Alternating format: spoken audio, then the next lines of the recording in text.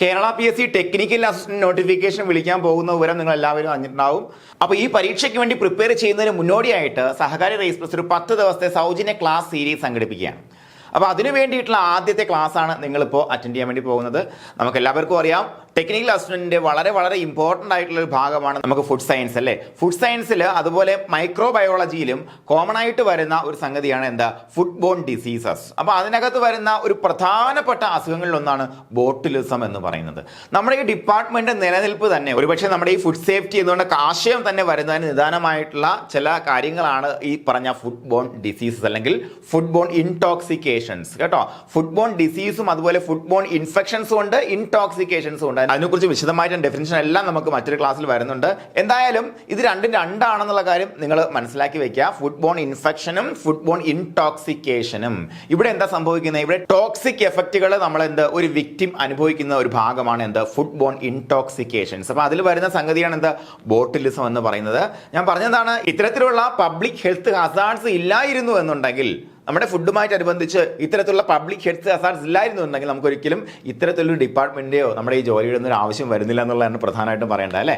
Okay, അപ്പോൾ botulism വളരെ important ആണ്. കാര്യം 700കളിൽ തന്നെ ഐഡന്റിഫൈ ചെയ്തിട്ടുള്ള ഒരു ഫുഡ് പ്രോബ്ലം ആണ് നമ്മളെ സംബന്ധിച്ചിടത്തോളം ബോട്ടുലിസം എന്ന് പറയുന്നത്. അപ്പോൾ ഒരുപാട് കാര്യങ്ങൾ നമുക്ക് അതുമായിട്ട് ബന്ധപ്പെട്ട് നോക്കാനുണ്ട്. അത്യാവശ്യം ലെങ്തി ആയിട്ടുള്ള ക്ലാസ് ആയിരിക്കും. മാത്രമല്ല, കഴിഞ്ഞ ടെക്നിക്കൽ അസിസ്റ്റന്റ് എക്സാമിനേഷനും കഴിഞ്ഞ ഫുഡ് സേഫ്റ്റി ഓഫീസർ എക്സാമിനേഷനും എല്ലാം മിനിമം ഒരു ചോദ്യം ബോട്ടുലിസം ഉറപ്പാണെന്നുള്ളതാണ്. ഒരു ചോദ്യം ഇതിനു മുന്നിൽ ഏതൊരു PYQ എടുത്ത് നോക്കിയാലും ബോട്ടുലിസത്തിന്റെ ഒരു ചോദ്യം നിങ്ങൾക്ക് കാണാൻ പറ്റും. ഇതിനോടൊപ്പം ഏകദേശം 8ഓളം ഫുഡ് ബോൺ ഡിസീസസ് ഉണ്ട്. പക്ഷേ ബോട്ടുലിസം ആണ് ഏറ്റവും കൂടുതൽ ഇമ്പോർട്ടൻ്റ് ആയിട്ട് നിരന്തരം ചോദിച്ചുകൊണ്ടിരിക്കുന്നത്. അതുകൊണ്ട് തന്നെ പ്രീവിയസ് ഇയർ ക്വസ്റ്റ്യൻ പേപ്പറിൽ നിന്നും കുറച്ചും കൂടെ എക്സ്ട്രാ കവർ ചെയ്തുകൊണ്ട് തന്നെ നമുക്ക് മുന്നോട്ട് പോകണം. പ്രധാനമായിട്ട് നമ്മൾ ആശ്രയിക്കേണ്ടത് എന്താണ്, നമ്മുടെ ഡിഗ്രിയുടെ അല്ലെങ്കിൽ ഡിപ്ലോമയുടെ റഫറൻസ് പുസ്തകങ്ങളാണ് നമ്മൾ ആശ്രയിച്ച് പഠിക്കേണ്ടത് കേട്ടോ. ഓക്കെ, ഇതാണ് നമ്മൾ ചെയ്ത് മുന്നോട്ട് പോകേണ്ടത്. അപ്പോൾ സഹകാരിയുടെ ഈ ഒരു ഫ്രീ കോഴ്സിനെ കുറിച്ച് ഒന്ന് തുടക്കത്തിൽ പറയാം. പ്രധാനമായിട്ടും ഈ വരുന്ന മാസം 15-ാം തീയതിയാണ് നമ്മുടെ ടെക്നിക്കൽ അസിസ്റ്റന്റിന്റെ നോട്ടിഫിക്കേഷൻ വരുന്നത്. സഹകാരിയുടെ ജനറൽ കോഴ്സ് സ്റ്റാർട്ട് ചെയ്യുന്ന ഉറപ്പായിട്ടും ഈ ഒരു നോട്ടിഫിക്കേഷൻ വന്നതിന് ശേഷമായിരിക്കും. അതുവരെ നിങ്ങളുടെ പഠനം ഒന്ന് സെറ്റായി നിൽക്കാൻ വേണ്ടി നിങ്ങൾക്ക് അറിയാം എന്താണ് ക്വാളിഫിക്കേഷൻ നോക്കളെ, എന്താണ് ഡിഗ്രി ഇൻ കെമിസ്ട്രി അല്ലേ. ഒരു 3rd ക്ലാസ് എങ്കിലോട് കൂടിയുള്ള പാസ്സാവുക അത്രയേ ഉള്ളൂ, ഡിഗ്രി ഇൻ കെമിസ്ട്രി. അതിനോടൊപ്പം ഫുഡ് സയൻസിലെ ഡിപ്ലോമ. ഈ 2 കാര്യങ്ങൾ നമുക്ക് പ്രധാനമായിട്ടും കഴിഞ്ഞ പ്രാവശ്യം ക്വാളിഫിക്കേഷൻ വന്നിട്ടുണ്ടായിരുന്നത്. പക്ഷേ ഇപ്രാവശ്യം എനിക്ക് ഉറപ്പാണ് ഏകദേശം എന്തായാലും നമ്മൾ ഡിഗ്രി ഉള്ള അല്ലെങ്കിൽ BTech ഉള്ള ആൾക്കാർക്കൊക്കെ, അതായത് ഫുഡ് സയൻസിൽ ഡിഗ്രി ഉള്ള ആൾക്കാർക്കൊക്കെ അപേക്ഷിക്കാൻ പറ്റണം എന്നാണ് ഞാൻ വിശ്വസിക്കുന്നത്. കാരണം നമുക്കറിയാം ഇപ്പോൾ അമിത യോഗ്യത അയോഗ്യത അല്ല എന്നൊരു സുപ്രീം കോടതി റൂളിംഗ് ഒക്കെ നിലനിൽക്കുന്നുണ്ട്, പ്രത്യേകിച്ച് ടെക്നിക്കൽ എക്സാമിനേഷനുകളിൽ. അപ്പോൾ അതുകൊണ്ട് തന്നെ അമിത യോഗ്യത ഉണ്ടെങ്കിൽ കൂടിയും നമുക്ക് അപേക്ഷിക്കാൻ പറ്റുന്ന തരത്തിലായിരിക്കും ഈ നോട്ടിഫിക്കേഷൻ വരാൻ സാധ്യതയുള്ളത്. അതെല്ലാം നോട്ടിഫിക്കേഷൻ വന്നതിന് ശേഷം നമുക്ക് നേരിട്ട് സംവദിക്കാൻ പറ്റും കേട്ടോ. കാരണം ഗൂഗിൾ മീറ്റ് വെബിനാർ സെഷൻസ് ഉണ്ടായിരിക്കും, അതിൽ ഞാൻ ഉണ്ടാവും. നമുക്ക് ഈ കാര്യങ്ങളെല്ലാം നേരിട്ട് സംവദിക്കാം. അപ്പോൾ നമുക്ക് എന്തായാലും ഇന്നത്തെ ക്ലാസ് ഒരുപാട് സമയം കളയേണ്ട, ക്ലാസ്സിലേക്ക് കടക്കാം. ബോട്ടുലിസം, ഫുഡ് ബോൺ ഡിസീസിൽ ബോട്ടുലിസം ഏറ്റവും ഇമ്പോർട്ടൻ്റ് ആയ ഡിസീസാണ്. അപ്പോൾ ഇതുമായിട്ട് ബന്ധപ്പെടുത്തി ഇതിനു മുന്നേ ചോദിച്ചിട്ടുള്ള പ്രീവിയസ് ഇയർ ക്വസ്റ്റ്യൻസ് ബോത്ത് നമ്മുടെ ടെക്നിക്കൽ അസിസ്റ്റന്റിനും അതുപോലെ നമ്മുടെ ഫുഡ് സേഫ്റ്റി ഓഫീസറിലും ചോദിച്ച ക്വസ്റ്റ്യൻസ് നമുക്കൊന്ന് പരിചയപ്പെടാം. നോക്കാം. Types of botulinum neurotoxins produced by clostridium botulinum. Clostridium botulinum ഉൽപ്പാദിപ്പിക്കുന്ന ടൈപ്സ് ഓഫ് ന്യൂറോടോക്സിൻസ് ഏതൊക്കെയെന്നാണ്. വളരെ സിമ്പിൾ ആയിട്ടുള്ള ക്വസ്റ്റ്യൻ ആണ്. കാര്യം ഈ ഒരു ക്ലാസ് കണ്ടു കഴിഞ്ഞാൽ അതിന്റെ ഏറ്റവും ബേസ് ലെവലിൽ വരുന്നൊരു ക്വസ്റ്റ്യൻ ആണ് ചോദിച്ചിരിക്കുന്നത്. ടൈപ്സ് A to G അല്ലേ. അപ്പോൾ അതിനാണ് ഉത്തരമായിട്ട് വരുന്നത്. നമുക്ക് ക്ലോസ്ട്രിഡിയം ബോട്ടുലിനം ഉൽപ്പാദിപ്പിക്കുന്ന ഈ ടോക്സിൻസിനെ ABCDEFG ഇങ്ങനെ 7 തരത്തിലുള്ള ടോക്സിൻസ് ആണ് സാധാരണ നമ്മുടെ ഈ വിവിധ തരത്തിലുള്ള ക്ലോസ്ട്രിഡിയം സ്ട്രെയിൻസ് ഉൽപ്പാദിപ്പിക്കുന്നത്. ഓക്കെ, അപ്പോൾ അത് ഏതെന്നാണ് ചോദിച്ചത്. വളരെ ഡയറക്റ്റ് ആയിട്ടുള്ള ക്വസ്റ്റ്യൻ ആയിരുന്നു. അടുത്ത ചോദ്യം നോക്കാം. The following statements are correct regarding botulism. ബോട്ടുലിസവുമായി ബന്ധപ്പെട്ട് ശരിയായിട്ടുള്ള പ്രസ്താവനകൾ ഏതൊക്കെയെന്ന് ചോദിച്ചിരിക്കുന്നു. ഇത് ചോദ്യം വന്ന് നമ്മുടെ കഴിഞ്ഞ ടെക്നിക്കൽ അസിസ്റ്റന്റ് പരീക്ഷിക്കാണ് കേട്ടോ. ഡിപ്ലോമ ലെവലിൽ വന്ന ക്വസ്റ്റ്യൻ ഏത്, ഡിഗ്രി ലെവലിൽ വന്ന ക്വസ്റ്റ്യൻ ഏത്. ഞെട്ടുമല്ലേ നമ്മൾ കാണുമ്പോൾ ലെവൽ കാണുമ്പോൾ. സംഭവം സിമ്പിളാണ്. വളരെ എളുപ്പത്തിൽ നമുക്ക് ഉത്തരത്തിലേക്ക് എത്താൻ പറ്റുന്ന കാര്യം തന്നെയാണ്. പക്ഷേ അത് ചോദിച്ചിരിക്കുന്ന രീതി കുറച്ച് കോംപ്ലിക്കേറ്റഡ് ആണെന്നതാണ്. നിങ്ങൾ പലപ്പോഴും നെറ്റ് എക്സാമിനേഷനോ നീറ്റ് എക്സാമിനേഷനൊക്കെ ഇതുപോലെ ചോദ്യങ്ങൾ കണ്ടിട്ടുണ്ടാവും. പക്ഷേ ഇങ്ങനെയുള്ള ചോദ്യങ്ങൾ ഉറപ്പായിട്ടും നമ്മുടെ ഈ ക്ലാസ്സിന് ഇതിനോടനുബന്ധിച്ച് ഉറപ്പായിട്ട് ഒരു 10ഓളം ചോദ്യങ്ങൾ എല്ലാ ക്ലാസ്സുമായി ബന്ധപ്പെടുത്തി ഉൾപ്പെടുത്തും. അതിനകത്തൊരു 5-6 ചോദ്യങ്ങൾ ക്ലാസ്സിൽ നമ്മൾ ഡിസ്കസ് ചെയ്തു. അതുകൊണ്ട് അവസാനം വരെ കണ്ട് ഈ ചോദ്യങ്ങൾക്ക് ഉത്തരം പറയാൻ നിങ്ങൾ തയ്യാറാവണം. എന്നാൽ മാത്രമേ ഇത് വെച്ച് പഠിക്കാൻ പറ്റുമോ ഇല്ല എന്നുള്ള കാര്യത്തിൽ നമുക്കൊരു ധാരണ ഉണ്ടാവത്തുള്ളൂ. ഓക്കെ, അപ്പോൾ അവസാനം വരെയും കാണുക. മാത്രമല്ല ഇതിൽ കൂടുതൽ ചോദ്യങ്ങൾ നിങ്ങൾക്ക് കിട്ടുക ഇതിൻ്റെ പരീക്ഷയിലായിരിക്കും. ഓക്കെ, ഇതിന്റെ എക്സാമിനേഷനിലായിരിക്കും ഇതിൽ കൂടുതൽ പ്രസ്താവന ചോദ്യങ്ങളും അസേഷൻ റീസണിംഗ് ടൈപ്പ് ക്വസ്റ്റ്യൻസ് എല്ലാം കിട്ടാം. ഓക്കെ, അപ്പൊ നമുക്ക് ഈ ചോദ്യത്തിൽ എങ്ങനെ നോക്കാം, ഇതിന് ഉത്തരം നോക്കാം. കാസുവേറ്റി ഏജൻസീസ് ക്ലോസ്ഡ് ഇൻ ബോട്ടിലിനം, ശരിയായ പ്രസ്താവന, വളരെ സിമ്പിൾ ആയിട്ട് നമുക്ക് ഉത്തരം പറയാം. Pre formed toxins cause the disease, of course ശരിയാണ്. സാധാരണ നമ്മുടെ കോമൺ ആയിട്ടുള്ള ബോട്ടിൽസ് എന്ന് പറയുമ്പോഴത്തേക്ക് അത് പ്രീ ഫോമഡ് ടോക്സിൻസ് ആണ് എന്ത് ഈ ഡിസീസ് ഉണ്ടാക്കുന്നത്, അല്ലാതെ എന്ത് ബാക്ടീരിയ അല്ല. ശരിക്കും പറഞ്ഞാൽ എന്താണ് പലപ്പോഴും എന്താണ് നമ്മൾ ഫുഡ് വഴിയല്ലേ, ഫുഡ് ഇൻടോക്സിക്കേഷൻ എന്ന് പറയുമ്പോഴത്തേക്കും ഫുഡ് ചീത്തയാകും, അതിനകത്തിരുന്നുകൊണ്ട് ഈ ബാക്ടീരിയ ടോക്സിൻസ് ഉൽപ്പാദിപ്പിക്കും, നമ്മുടെ ശരീരത്തിൽ എത്തിക്കഴിഞ്ഞാൽ അത് നമുക്ക് അസുഖം ഉണ്ടാക്കും അല്ലേ. എവിടെ നിന്ന് അബ്സോർവ് ചെയ്യുന്നറിയാവോ? സ്മോൾ ഇൻറ്റസ്റ്റൈനിൽ നിന്നാണ് ഈ പറഞ്ഞ ടോക്സിൻ അബ്സോർവ് ചെയ്യുന്നത്. ഓക്കെ, അവിടെ നിന്നാണ് ഈ ഒരു അസുഖം ഉണ്ടാവുക. അതുപോലെ ദ ടോക്സിൻസ് ആർ ന്യൂറോടോക്സിൻസ് അല്ലേ, ഇത് ന്യൂറോടോക്സിൻസ് ആണ്, അതായത് നമ്മൾ എന്താണ് നെർവസ് സിസ്റ്റത്തെ ബാധിക്കുന്ന തരത്തിലുള്ള വിഷാംശമാണ്. അപ്പോൾ ഇതെല്ലാം ശരിയായിട്ടുള്ള പ്രസ്താവനയാണ്. വളരെ വേഗത്തിൽ തന്നെ നമുക്ക് ഉത്തരത്തിലേക്ക് പോകാൻ പറ്റുന്നതേ ഉള്ളൂ. പക്ഷേ ചോദ്യം കാണുമ്പോൾ നമ്മൾ ഞെട്ടാൻ പാടില്ല. ഇത്തരത്തിലുള്ള ചോദ്യങ്ങൾ നമ്മൾ എഴുതി പ്രാക്ടീസ് ചെയ്യേണ്ടത് അത്യാവശ്യമാണ്. നോക്കാം. അതുപോലെ അടുത്ത ഫുഡ് സേഫ്റ്റി ഓഫീസറിന് പിന്നെ വന്നു ബോട്ടിലിസം ക്വസ്റ്റ്യൻ. ഏതാണ്? ബോട്ടിലം ടോക്സിൻസ് ആർ എന്ത് ന്യൂറോടോക്സിക്, ടെറാറ്റോജൻസ്, കാർസിനോജനിക്, മ്യൂട്ടാജൻ. ഏതാണ്? ന്യൂറോടോക്സിക്. സിമ്പിൾ ആയിട്ട് ഉത്തരം പറയാം. അപ്പോൾ ശരിക്കും ഫുഡ് സേഫ്റ്റി ഡിഗ്രി ബേസ്ഡ് ആയിട്ടുള്ള പരീക്ഷയിൽ രണ്ടും സിമ്പിൾ ക്വസ്റ്റ്യൻ വന്നേക്കുന്നത്. പക്ഷേ കുറച്ചും കൂടെ താരതമ്യേന കുറച്ചുകൂടെ കൗണ്ടർ ചെയ്യാൻ പറ്റുന്ന ഒരു ക്വസ്റ്റ്യൻ വന്നേക്കുന്നത് ഇതിലാണ്, നമ്മുടെ ടെക്നിക്കൽ അസിസ്റ്റന്റിലാണ്. അപ്പോൾ അതുകൊണ്ട് നിങ്ങൾ ആരും വലിയ ബേജാറൊന്നും ആവണ്ട. എന്നാലും ഡയറക്റ്റ് സിമ്പിൾ ആയിട്ടുള്ള ഏരിയ എന്നാണ് ക്വസ്റ്റ്യൻ വന്നിരിക്കുന്നത്. അപ്പോൾ നമുക്ക് ഈ പറഞ്ഞ ഡിസീസിനെ കുറിച്ച് പഠിക്കാം. ബോട്ടുലിസം, ഈ ഒരു പേര് കേൾക്കുമ്പോൾ തന്നെ ഞാൻ തുടക്കത്തിൽ വിചാരിച്ചത് ബോട്ടിൽഡ് ഫുഡ്, അതുകൊണ്ടായിരിക്കും ബോട്ടുലിസം എന്ന് വരുന്ന ഒരു ധാരണ ഇതിനെക്കുറിച്ചൊക്കെ അറിയുന്നതിന് മുന്നേ എനിക്കുണ്ടായിരുന്നു. കാരണം എന്താ, നമ്മൾ പലപ്പോഴും ഇതൊരു എന്താണ് അനൈറോബിക് ഓർഗാനിസം ആണെന്നും ക്യാൻഡ് ഫുഡിലൊക്കെയാണ് ഇത്തരത്തിൽ ബോട്ടിലിസം ഒരുപാട് കണ്ടുവരുന്നതെന്നുള്ള കാര്യം എന്നൊക്കെ നമ്മളെന്ത് കേട്ടിട്ടുണ്ട് അല്ലേ. അപ്പോൾ അതുകൊണ്ട് എനിക്ക് അങ്ങനെ ധാരണ ഉണ്ടായിരുന്നു. പക്ഷേ അങ്ങനെയല്ല മക്കളെ. യഥാർത്ഥത്തിൽ ഈ വേർഡ് ഡിറൈവ് ചെയ്തിരിക്കുന്ന ലാറ്റിൻ വേർഡായിട്ടുള്ള ബോട്ടുലസ് എന്ന് പറയുന്ന ഒരു വാക്കിൽ നിന്നാണ്. ഇതിന്റെ അർത്ഥം എന്ന് പറയുന്നത് സോസേജ് എന്നാണ് കേട്ടോ, സോസേജ്. പക്ഷേ എന്താ ഈ സോസേജുമായിട്ടുള്ള ബന്ധം നമുക്ക് നോക്കാം. 1700 കേട്ടോ, 1790-കളിലാണ് ജർമ്മനിയിൽ ബ്ലൻസൺ എന്ന് പറയുന്ന ഒരു സോസേജ് എന്ന് പറയുമ്പോൾ നമുക്കറിയാം എന്താണ്, ഏതെങ്കിലും ഒരു അനിമലിന്റെ ഒരു ചെറുകുടൽ എടുത്ത് അത് ക്ലീൻ ചെയ്ത് അത് കുക്ക് ചെയ്തതിനു ശേഷം അതിനകത്തേക്ക് മറ്റു മീറ്റിന്റെ ഭാഗങ്ങളെല്ലാം നിറച്ച് ഉണ്ടാക്കുന്ന ഒരു സാധനമാണ് നമ്മൾ സോസേജ് എന്ന് പറയുന്നത്. അത് എന്താണ്, പ്രീ കുക്ക്ഡ് ആയിരിക്കും, അത് പിന്നെ നമ്മൾ കുക്ക് ചെയ്ത് കഴിക്കുന്നത് അല്ലേ. അപ്പോൾ ഇത്തരത്തില് പ്രീ കുക്ക്ഡ് ആയിട്ടുള്ള ഈ സോസേജ് എന്താണ്, പിന്നെയും കുക്ക് ചെയ്യാതെ കഴിക്കാൻ പറ്റുമെന്ന വിശ്വാസം നമ്മുടെ ഈ സാധാരണക്കാര ജനങ്ങൾക്ക് ഉണ്ടായത്. പക്ഷേ ഇത് കഴിച്ച ആൾക്കാരിൽ 20ഓളം പേര് പെട്ടെന്ന് മരണപ്പെട്ടു. അപ്പോൾ ഇവിടെ നിന്നാണ് ഈ പറഞ്ഞ ബോട്ടിലിസം എന്ന് പറയുന്ന ആ ഒരു അസുഖത്തിനെ ലോകം തിരിച്ചറിയാൻ തുടങ്ങിയത്. അതുകൊണ്ട് തന്നെയാണ് മക്കളെ നോക്കുക, ഈ ലാറ്റിൻ വേർഡ് ബോട്ടുലസ് എന്ന് പറയുന്ന ആ ഒരു വേർഡിൽ നിന്നാണ് നമ്മുടെ ബോട്ടിലിസം ഉണ്ടായി വന്നിരിക്കുന്നത്. അതിന്റെ അർത്ഥം എന്താണ്? സോസേജ്. മറന്നു പോകരുത്. എന്താണ് ബോട്ടുലസ് എന്ന് പറയുന്ന വാക്കിന്റെ അർത്ഥം എന്താണ്? സോസേജ് എന്നാണ്, സോസേജ്. ഓക്കെ അല്ലടാ. ഇനി നോക്കാം. Botulism is a disease caused by the injection of food containing the neurotoxin produced by Clostridium botulinum. Clostridium ബാക്ടീരിയയുടെ പേരാണ് ബോട്ടുലിസം. വളരെ സിമ്പിൾ ആണ്, നമ്മൾ കുഞ്ഞു ക്ലാസ്സിലേക്ക് കേട്ടിട്ടുള്ളതാണ്, അത് നമ്മൾ മറന്നു പോകില്ല അല്ലേ. അപ്പൊ നോക്കാം, ബോട്ടുലിസം ഒരു അസുഖമാണ്. അത് എന്തിന്റെ കാരണമായിട്ടുണ്ടാകുന്ന മക്കളെ? Injection of food containing the neurotoxin. നോക്കാം, എന്താണ് ഈ ബാക്ടീരിയ ഭക്ഷിച്ചാൽ ഉണ്ടാകുന്നതല്ല. ശ്രദ്ധിക്കണം, ബാക്ടീരിയ ഭക്ഷിച്ചാൽ ഉണ്ടാകുന്നതല്ല. ഈ ബാക്ടീരിയ ഉണ്ടാക്കിയ ടോക്സിൻ നമ്മൾ ഭക്ഷിച്ചാൽ ഉണ്ടാകുന്ന അസുഖമാണ് എന്ത്? ബോട്ടിലിസം എന്ന് പറയുന്നത് അല്ലേ. അത്രയേ ഉള്ളൂ കാര്യം, വളരെ സിമ്പിൾ ആണ്. ഇത് നോക്കാം. Botulism can occur as the result of food or wound contamination. ഫുഡിന്റെ കണ്ടാമിനേഷൻ വഴിയോ വൂണ്ടിന്റെ കണ്ടാമിനേഷൻ വഴിയോ ബോട്ടിലിസം ഉണ്ടാകാം അല്ലെ. അത് മാത്രമല്ല എന്താണ്, മറ്റ് ചില കാര്യങ്ങൾ മൂലം ബോട്ടിലിസം ഉണ്ടാകാം. പറഞ്ഞുതരാം. മെയിൻലി നമ്മളിവിടെ പഠിക്കുന്നതാണ് ഫുഡിന്റെ കണ്ടാമിനേഷൻ വഴി ഉണ്ടാകുന്ന ബോട്ടിലിസം ആണല്ലേ. The contamination can also occur when bacterial spores grow in the intestine of infants. ഇൻഫൻസിന്റെ ഇന്റസ്റ്റൈനിൽ ബാക്ടീരിയൽ സ്പോറുകൾ വെജിറ്റേറ്റീവ് ഫോമിലേക്ക് മാറി വളരാൻ തുടങ്ങിയാലും ഈ പറഞ്ഞ പ്രശ്നം ഉണ്ടാകാം അല്ലേ. അതിന് നമ്മൾ ഇൻഫൻറ്റൈൽ ബോട്ടിലിസം എന്ന് പറയും. ഇൻഫൻസിനുള്ള ബോട്ടിലിസം എന്ന് പറയുന്നു. നിങ്ങളൊരു പക്ഷേ കേട്ടിട്ടുണ്ടാവും. ഒരിക്കൽ നമ്മുടെ ശരിക്കും പറഞ്ഞാൽ എൻ്റെ 20ാമത്തെ വയസ്സിൽ ആ സമയത്ത് മറ്റാണ്. ആ സമയത്ത് നമ്മുടെ SIT ആശുപത്രിയിൽ കുറേ കുട്ടികൾ ശിശു മരണം നിങ്ങൾ കേട്ടിട്ട് റിപ്പോർട്ട് ചെയ്തിട്ടുണ്ടായിരുന്നു. അതിനൊക്കെ കാരണം എന്തായിരുന്നു? ഈ ഇൻഫൻറ്റൈൽ ബോട്ടിലിസം ആയിരുന്നുള്ളതായിരുന്നു. നിങ്ങൾ ഓർത്തിരിക്കുക കേട്ടോ. അന്ന് ഒരുപാട് പഠനങ്ങളൊക്കെ നടന്നതാണ് അതിനകത്ത്. അപ്പോൾ എന്താണ് സംഭവിക്കുന്നത്? ഇവിടെ ഇത് നേരത്തെ ഉണ്ടായ ടോക്സിൻ കഴിക്കുന്ന മൂലമല്ല ഈ കുഞ്ഞുങ്ങൾക്ക് എന്തുണ്ടാവുന്നത്? ഈ പറഞ്ഞ ബോട്ടിൽസ് ഉണ്ടാകുന്നത്. അതുപോലെ വൂണ്ട് ഇൻഫെക്ഷൻ വഴിയും ഒക്കെ ഉണ്ടാകാം കേട്ടോ. നോക്കാം. അതുപോലെ in rare cases botulism can also be caused by medical treatment or bioterrorism. എന്തൊക്കെയാണ് വേറെന്തൊക്കെ കാരണം വഴി ബോട്ടിലിസം ഉണ്ടാകാടാ? നിങ്ങൾ ഉറപ്പായിട്ടും നമ്മുടെ ലാലേട്ടനെ സംബന്ധിച്ച് ഒരു ഫാൾസ് ന്യൂസ് ആണെന്നാണ് ഞാൻ വിശ്വസിക്കുന്നത്. പലപ്പോഴും സോഷ്യൽ മീഡിയയിലൊക്കെ ലാലേട്ടനെ കളിയാക്കുന്ന തരത്തിൽ, മോഹൻലാൽ അല്ലേ നമ്മുടെ അതുല്യനായ നടനെ കളിയാക്കുന്ന തരത്തിൽ ബോട്ടോക്സ് ഇഞ്ചക്ഷൻ എടുത്തതിന് ശേഷമാണ് അദ്ദേഹത്തിൻ്റെ മുഖത്തിൻ്റെ ഫ്ലെക്സിബിലിറ്റി നഷ്ടപ്പെട്ടതെന്നൊക്കെ നിങ്ങൾ പലയിടത്തും പല സ്ഥലങ്ങളിലൊക്കെ ആൾക്കാർ പറയുന്ന ഒരു പക്ഷേ കേട്ടിട്ടുണ്ടായിരിക്കാം. എന്താ ഈ ബോട്ടോക്സ് എന്ന് പറഞ്ഞാൽ? ശരിക്കും കോസ്മെറ്റിക് പർപ്പസിന് വേണ്ടിയിട്ട് ബോട്ടോക്സ് ഇതിൻ്റെ ടോക്സിൻ, ആക്ച്വലി ഇതിൻ്റെ ടോക്സിൻ തന്നെയാണ്, ടോക്സിൻ വേർതിരിച്ച് പല അളവിൽ ഉപയോഗിക്കുന്നുണ്ട് കേട്ടോ. അപ്പോൾ ശരിക്കും അതിൻ്റെ ഒരു ഈ പറഞ്ഞ പോലെ അതിൻ്റെ ഒരു സൈഡ് എഫക്റ്റ് ഉണ്ടായി എന്നൊക്കെ പലരും പറഞ്ഞു കേൾക്കുന്നുണ്ട്. എന്നാലും അതുകൊണ്ട് പറയുന്നത് in rare cases botulism can also be caused by medical treatment. അതിന് അയാട്രോജനിക് കോസസ് എന്ന് പറയും കേട്ടോ. അയാട്രോജനിക് ബോട്ടുലിസം എന്ന് പറയും. എന്താണ് അയാട്രോജനിക്കും നെർസോകോമിയൽ നിന്ന് തിരിഞ്ഞു പോകരുത് കേട്ടോ. അപ്പോൾ അയാട്രോജനിക്, നെർസോകോമിയൽ രണ്ടും ഹോസ്പിറ്റൽ റിലേറ്റഡ് ആണ്. നമ്മൾ എപ്പിഡമിയോളജി പഠിക്കുമ്പോഴത്തേക്കും പഠിക്കുന്ന 2 ടേമാണ് അയാട്രോജനിക് ആൻഡ് നെർസോകോമിയൽ ഇൻഫെക്ഷൻ എന്ന് പറയുന്നത്.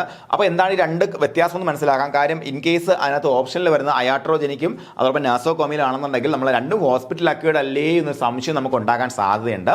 എന്തായാലും നമുക്ക് നോക്കാം എന്താ അയാട്രോജനിക്. അയാട്രോജനിക് എന്ന് പറയാം ഫിസിഷ്യൻ ഇൻഡ്യൂസർ എന്ന് വേണമെങ്കിൽ പറയാം.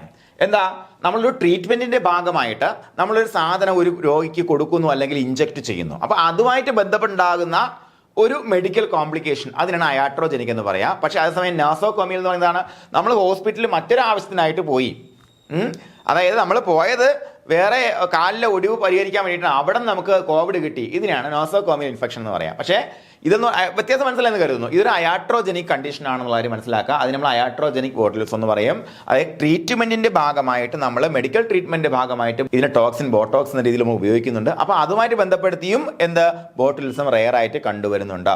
പിന്നെ നോക്കാം ബയോ ടെററിസം എന്ന് പറയുമ്പോൾ നമ്മൾ പലപ്പോഴും കേട്ടിട്ടുള്ളതാണ്, അല്ലെങ്കിൽ നമ്മൾ ശരിക്കും എൻ്റെയൊക്കെ കുഞ്ഞുനാളിൽ ആന്ത്രാക്സ് എന്ന് പറയുന്ന ഒരു ബയോ വെപ്പൺ നമ്മുടെ പല രാജ്യങ്ങളിലേക്കും നമ്മുടെ താലിബാൻ പോലുള്ള ഭീകര രാഷ്ട്രങ്ങൾ കയറ്റിവിടുന്നു. അതുപോലെ ലെറ്ററിനകത്ത് ആന്ത്രാക്സിൻ്റെ സ്പോറുകൾ വെച്ച് കയറ്റിവിടുന്നു. ഇങ്ങനെയൊക്കെയുള്ള ന്യൂസുകളൊക്കെ ശരിക്കും നിങ്ങൾ എൻ്റെ ഏജ് ആണെന്നുണ്ടെങ്കിൽ നിങ്ങൾക്ക് അറിയാൻ പറ്റുമായിരിക്കും. കുട്ടിക്കാലത്ത് നമ്മൾ കേട്ടിട്ടുള്ള കാര്യങ്ങളാണ് കേട്ടോ. ആ സമയത്ത് അങ്ങനെ ഉണ്ടായിരുന്നു. അമേരിക്കയുമായിട്ടുള്ള ചില ക്ലാഷ് എല്ലാം ഉണ്ടായ സമയത്ത് ഇങ്ങനെ ഒരു പ്രശ്നമൊക്കെ ഉണ്ടായിരുന്നു. അതാണ് ബയോ ടെററിസം അല്ലേ, അതിനാണ് ബയോ ടെററിസം അല്ലെങ്കിൽ ബയോ വാർ എന്നൊക്കെ പറയുന്നത്. അപ്പോൾ അതിൻ്റെ ഭാഗമായിട്ടും എന്താണ് ബോട്ടുലിസം കണ്ടുവരാറുണ്ട്. ഓക്കെ, കാരണം എന്താ മക്കളെ, എന്തുകൊണ്ട് അത്രയ്ക്ക് പൊട്ടൻ്റ് ആയിട്ടുള്ള ഒരു ടോക്സിനാണ് ക്ലോസ്ട്രീഡിയം ബോട്ടിൽ ഉണ്ടാക്കുന്ന ടോക്സിൻ എന്ന് പറയുന്നത്. അതായത് നമുക്ക് ഒരു ഇതൊരു ക്യാനാണെന്ന് വെച്ചോ, ആ ക്യാന് നമുക്ക് ചെറിയൊരു സംശയമുണ്ട്, ഇത് എന്തെങ്കിലും നശിച്ചു പോയോ, ഫുഡ് ചീത്തയായോ എന്നും പറഞ്ഞുകൊണ്ട് നമ്മൾ സ്കൂപ്പ് എടുത്ത് ഇങ്ങനെ കഴിച്ചു നോക്കി. ശരിക്കും കൃത്യമായിട്ട് അതിന് ടോക്സിൻ ഡെവലപ്മെന്റ് ഉണ്ടെങ്കിൽ ആ കഴിച്ചത് മതി നമ്മൾ തട്ടിപ്പോകാൻ. ഇത് അത്രയ്ക്ക് ഭീകരനായ സാധനമാണ് ബോട്ടിലിസം അല്ലെങ്കിൽ ക്ലോസ്ട്രീഡിയം ബോട്ടിലിനം എന്ന് പറയുന്ന ബാക്ടീരിയ ഉണ്ടാക്കുന്ന ടോക്സിൻ. ഓക്കെ അല്ലേടാ, ഈ കാര്യങ്ങളൊക്കെ മനസ്സിൽ അതേപോലെ പതിയുന്നില്ലേ? ഇവിടെ എവിടെയാണ് ശ്രദ്ധിക്കേണ്ടതെന്നും എവിടെ നിന്നാണ് ചോദ്യം വരുന്നുള്ള കാര്യം ഞാൻ വ്യക്തമായിട്ട് പറഞ്ഞു തരും കേട്ടോ. ഇവിടെ നിങ്ങൾ ചോദ്യം ഇതൊക്കെ വിശദമായിട്ട് പിന്നെ പഠിക്കാനുണ്ട്, നിങ്ങളൊന്നും പേടിക്കേണ്ട കാര്യമില്ല. ഇവിടുന്ന് ചോദിച്ചിരിക്കുന്ന ഒരേ ഒരു കാര്യം എന്ന് പറയുമ്പോൾ എന്നതാടാ, ഇതൊരു ന്യൂറോ ടോക്സിൻ ആണെന്നുള്ള കാര്യമാണല്ലേ. ന്യൂറോ ടോക്സിൻ ആണ്, അത് ചോദിച്ചിട്ടുണ്ടോ? ഇനി ഏത് ഭാഷയിൽ നിന്ന് ഡിറൈവ് ചെയ്തെന്ന് വേണമെങ്കിൽ ചോദിക്കാം. എന്താ മക്കളെ, ലാറ്റിൻ ആണ്. അതുപോലെ ബോട്ടുലസ് എന്ന് പറയുന്ന വാക്കിന്റെ അർത്ഥം എന്താണെന്ന് വേണമെങ്കിൽ ചോദിക്കാം. എന്താ മക്കളെ, സോസേജ് ആണ് അല്ലേ, സോസേജ് ആണ്. ഓക്കെ, അതുപോലെ ഇതിന്റെ എന്തുകൊണ്ടാണ് ഈ അസുഖം ഉണ്ടാകുന്നത് പറഞ്ഞിരിക്കുന്നു.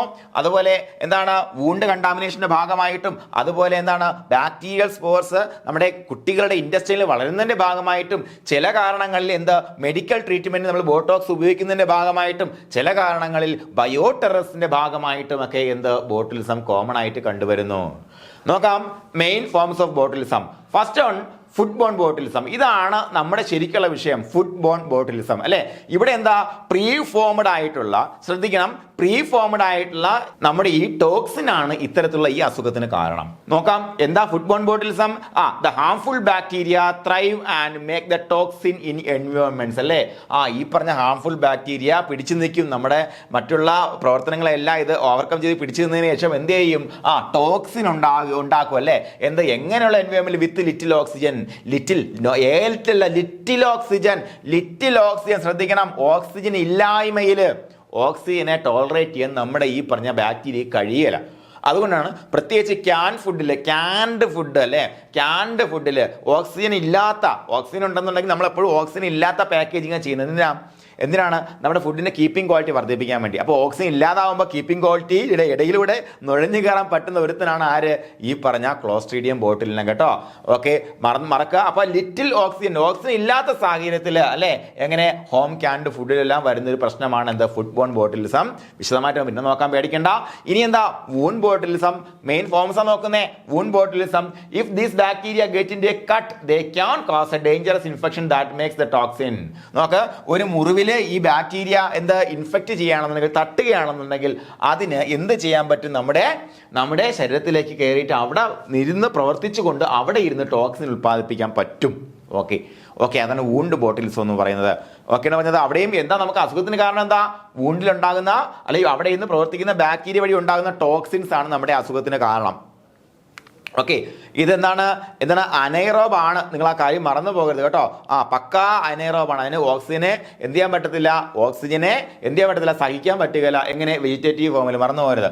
Okay, wound botulism. പിന്നെ എന്താ? Infant botulism. എന്താണ്?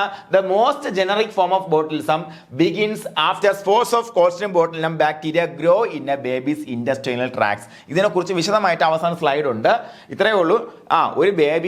ഒരു ബേബിയുടെ ഇൻറ്റസ്റ്റൈനൽ ട്രാക്റ്റിൽ വെച്ച് എന്താ ഈ സ്പോറ് വെജിറ്റേറ്റീവ് ഫോമിലോട്ട് മാറി വളർന്നു തുടങ്ങി അവിടെ ഇരുന്നു കൊണ്ട് ടോക്സിൻ ഉൽപ്പാദിപ്പിക്കുമ്പോഴത്തേക്കും ഉണ്ടാകുന്ന അസുഖമാണ് എന്ത് മക്കളെ? Infant botulism. അയാട്രോജനിക് ബോട്ടിലിസം നോക്കാം. എന്താണ്?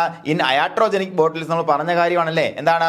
When the toxin is injected for cosmetic or medical reasons. Medical റീസൺസിലും കോസ്മെറ്റിക് റീസൺസിലും എന്ത് ബോട്ടോക്സ് ഉപയോഗിക്കാറുണ്ട്. There have been rare conditions, അല്ലെങ്കിൽ സീരിയസ് സൈഡ് എഫക്ട്സ് ഒക്കെ ഉണ്ടാകാൻ സാധ്യതയുണ്ട്. ആൾക്കാർ ലാലേട്ടൻ്റെ കാര്യത്തിൽ പറയുന്നതിൽ തീരെ ഒന്നുമില്ല. കാര്യം നമുക്ക് ഏതോ ഒരു സിനിമയുടെ സമയത്ത് അല്ലേ, മീശയൊക്കെ എടുത്ത സമയത്ത് അദ്ദേഹത്തിൻ്റെ മുഖത്ത് ഭാവങ്ങൾ വരുന്നില്ലെന്നൊക്കെയാണ് ആൾക്കാർ പറഞ്ഞത്. കാര്യം ഈ ഭാഗത്ത് പിന്നെ അതിനുശേഷം അദ്ദേഹം നിരന്തരം താടി മാത്രം വെച്ച് അഭിനയിക്കുന്നു എന്നൊക്കെ പറഞ്ഞപ്പോഴത്തേക്കും ഫേഷ്യൽ പാരാലിസിസ് ഒക്കെ ഉണ്ടെന്നാണ് ആൾക്കാർ പറഞ്ഞത്. ശരിക്കും അതിൻ്റെ സത്യാവസ്ഥ നമുക്കറിയില്ല. എന്തായാലും ഞാൻ ജസ്റ്റ് നിങ്ങൾക്ക് ഓർത്തിരിക്കാൻ വേണ്ടി പറഞ്ഞതേ ഉള്ളൂ. അപ്പോൾ എന്തൊക്കെ കാരണത്താൽ ടോക്സിൻസ് എന്തിനു വേണ്ടി? കോസ്മെറ്റിക് ഓർ മെഡിക്കൽ പർപ്പസിന് വേണ്ടിയിട്ട് നമ്മൾ എന്ത് ചെയ്യാറുണ്ട്? ഉപയോഗിക്കാറുണ്ട്. അപ്പോൾ അങ്ങനെ വരികയാണെന്നുണ്ടെങ്കിൽ these may include head Ek, facial paralysis and muscle weakness അല്ലേ. ഇങ്ങനെ വരുന്ന അസുഖങ്ങൾ എന്തൊക്കെ? തലവേദന, അതുപോലെ ഫേഷ്യൽ പാരാലിസിസ്, ഫേഷ്യൽ മസിൽസിന്റെ പാരാലിസിനും അതുപോലെ മസിൽ വീക്ക്നെസ്സിന് കാരണമാകാറുണ്ട്. ഓക്കെ, അപ്പോൾ അതാണ് അയാട്രോജനിക് ബോട്ടിലിസം എന്ന് പറയുന്നത് അല്ലേ. അയാട്രോജനിക് ബോട്ടിലിസം ഓക്കെയാണ്. ഓക്കെ അല്ലേടാ? ഓക്കെ അല്ലേ? ഈ പ്രധാനപ്പെട്ട type of main forms of bottles എന്തൊക്കെ മനസ്സിലായല്ലേ? ഏതൊക്കെയാണ്? ഫുഡ് ബോൺ ബോട്ടിൽസ് നമ്മൾ ഇനി പഠിക്കാൻ പോകുന്ന കാര്യം, അതിനെക്കുറിച്ച് കൂടുതൽ പറയണ്ട. Wound botulism, these are bacteria ഗെറ്റിന്റെ കട്ട് വഴി കയറി അവിടെ വരുന്ന എന്തുണ്ടാക്കുന്നു? ടോക്സിൻ ഉണ്ടാക്കുന്നു. അതുപോലെ ഇൻഫന്റ് ബോട്ടിലിസം നമുക്ക് മനസ്സിലായി. എന്താണ്? ഈ സ്പോറിനെ കുട്ടിയുടെ ഉള്ളിൽ പോയി കഴിഞ്ഞാൽ ആ സ്പോർ അവിടെ വെച്ച് എന്തായിട്ട് മാറും? ബാക്ടീരിയ ആയിട്ട് മാറി അതിന്റെ വെജിറ്റേറ്റീവ് ഫോമിലോട്ട് വന്ന് അവിടെ നിന്ന് ടോക്സിൻ ഉണ്ടാക്കി കൊച്ചുങ്ങൾക്ക് പ്രശ്നം ഉണ്ടാക്കും. കൊച്ചുങ്ങൾ ചത്തുവരെ പോകും. അത്രയും വലിയ പ്രശ്നമാണ് ഇൻഫന്റ് ബോട്ടിലിസം. ഒരു അയാട്രോജനിക് ബോട്ടിൽസ് എന്താണ് മനസ്സിലാക്കി? എന്താണ് അയാട്രോജനിക് ബോട്ടിൽസ് എന്ന് പറയുമ്പോഴത്തേക്കും എന്താണ്? ടോക്സിൻ ഇഞ്ചക്ട് ചെയ്യുന്നതിന്റെ ഭാഗമായിട്ടല്ലേ, പല കാരണത്താലും എന്താ കോസ്മെറ്റിക് അല്ലെങ്കിൽ മെഡിക്കൽ റീസൺസിന്റെ ഒക്കെ ഭാഗമായിട്ട് ഇത് ഇഞ്ചക്ട് ചെയ്താൽ ഉണ്ടായേക്കാവുന്ന പ്രശ്നങ്ങളെയാണ് നമ്മൾ എന്ത് വിളിക്കുക? അയാട്രോജനിക് ബോട്ടിലിസം എന്ന് വിളിക്കുക. Iatrogenic botulism. ഓക്കെ അല്ലേ മക്കളെ? ഇനി ഈ ഓർഗാനിസത്തെ കുറിച്ച് നമുക്ക് നോക്കാം. ഈ ഓർഗാനിസം എന്ന് പറയുമ്പോഴത്തേക്കും ഇതൊരു ബാക്ടീരിയ ആണ്, നമുക്കറിയാം അല്ലേ. The cells are gram positive.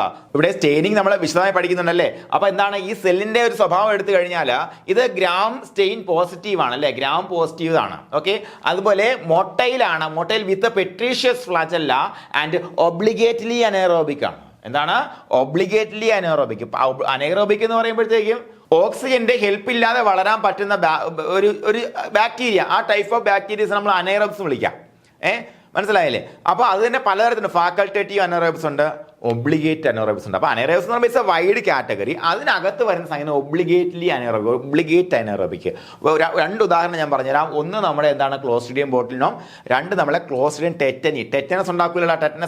Tetanus എങ്ങനെയാണ് വരുന്നത്? ഡീപ്പ് വൂണ്ട് അല്ലേ, പെരിഫറൽ വൂണ്ട് വഴി ടെറ്റനസ് വരികയല്ല. കാര്യം എന്നറിയാവോ? ഈ സ്പോർ ഉണ്ടല്ലോ, ഈ സ്പോർ നമ്മുടെ ശരീരത്തിൽ വൂണ്ടിലേക്ക് എത്തി അവിടെ നിന്ന് അത് വെജിറ്റേറ്റീവ് ആയി കഴിഞ്ഞാൽ ഓക്സിജന്റെ സാന്നിധ്യത്തിൽ അവന് സർവേ ചെയ്യാൻ കഴിയില്ല. ഇതാണ് ഒബ്ലിഗേറ്റ്ലി അനേറോബിക് എന്ന് പറഞ്ഞാൽ. എന്താണ്? ഓക്സിജനെ അവന് താങ്ങാൻ പറ്റില്ല, ഓക്സിജൻ ഇല്ലെങ്കിലേ അവനുള്ളൂ. അതുകൊണ്ടാണ് ഡീപ്പ് വൂണ്ടിൽ വരം മാത്രം നമ്മൾ ട്രീറ്റ് എടുക്കാൻ പോകുന്നത്. ഓക്കെ, അല്ലാതെ ഇവിടെ ഒരു ചെറിയൊരു മുറിവ് നമ്മൾ ട്രീറ്റ് എടുക്കോ? ഇല്ല, അതിന്റെ ആവശ്യമില്ല. അതേസമയം ഒരു ആണിയെ കൊണ്ട് കയറി കഴിഞ്ഞാൽ എന്താണ് അത് ഡീപ്പ് സീറ്റ് റൂട്ടാണ് അല്ലേ. അപ്പൊ അതിനകത്ത് നമ്മൾ എന്ത് വേണ്ടി വരും, നമുക്ക് TT എടുക്കേണ്ടതായിട്ട് വരും. അപ്പൊ അതുപോലെ തന്നെയാണ് നമ്മുടെ ഈ പറഞ്ഞ ക്ലോസ്ട്രിഡിയം വരുന്നത്. എന്താണ് ഒരു ഒബ്ലിഗേറ്റ്ലി അനേറോബിക് ആയിട്ടുള്ള ഒരു ഓർഗാനിസം ആണെന്നുള്ള കാര്യം നമ്മൾ എന്ത് ചെയ്താൽ മറന്നു പോകാൻ പാടില്ല.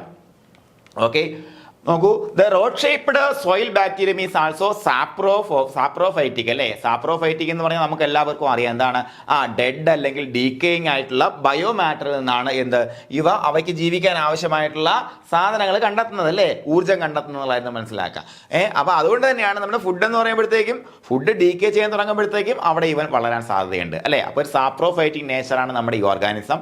അതുപോലെ അത് സ്പോർ ഫോമിംഗ് ആണ്, അതുപോലെ ഗ്യാസ് ഫോമിംഗ് ആണ്. ഈ ഗ്യാസ് ഫോമിംഗ് ആയത് നമുക്ക് പലപ്പോഴും പ്രയോജനം ചെയ്യും കേട്ടോ. കാര്യം അറിയാം, അവിടെ നമുക്ക് ഈ പറഞ്ഞ ഈ ക്യാൻഡ് ഫുഡൊക്കെ ഇല്ലേ, ക്യാൻഡ് ഫുഡ് എടുത്ത് പൊട്ടിക്കുമ്പോൾ തന്നെ നല്ല ടപ്പോ എന്നൊരു സൗണ്ട് പൊട്ടിക്കഴിഞ്ഞാൽ നമുക്ക് അപ്പം മനസ്സിലാക്കാൻ പറ്റണം അതിനകത്ത് ഇവന്റെ സാന്നിധ്യം ഉണ്ടാകാൻ സാധ്യതയുണ്ട്.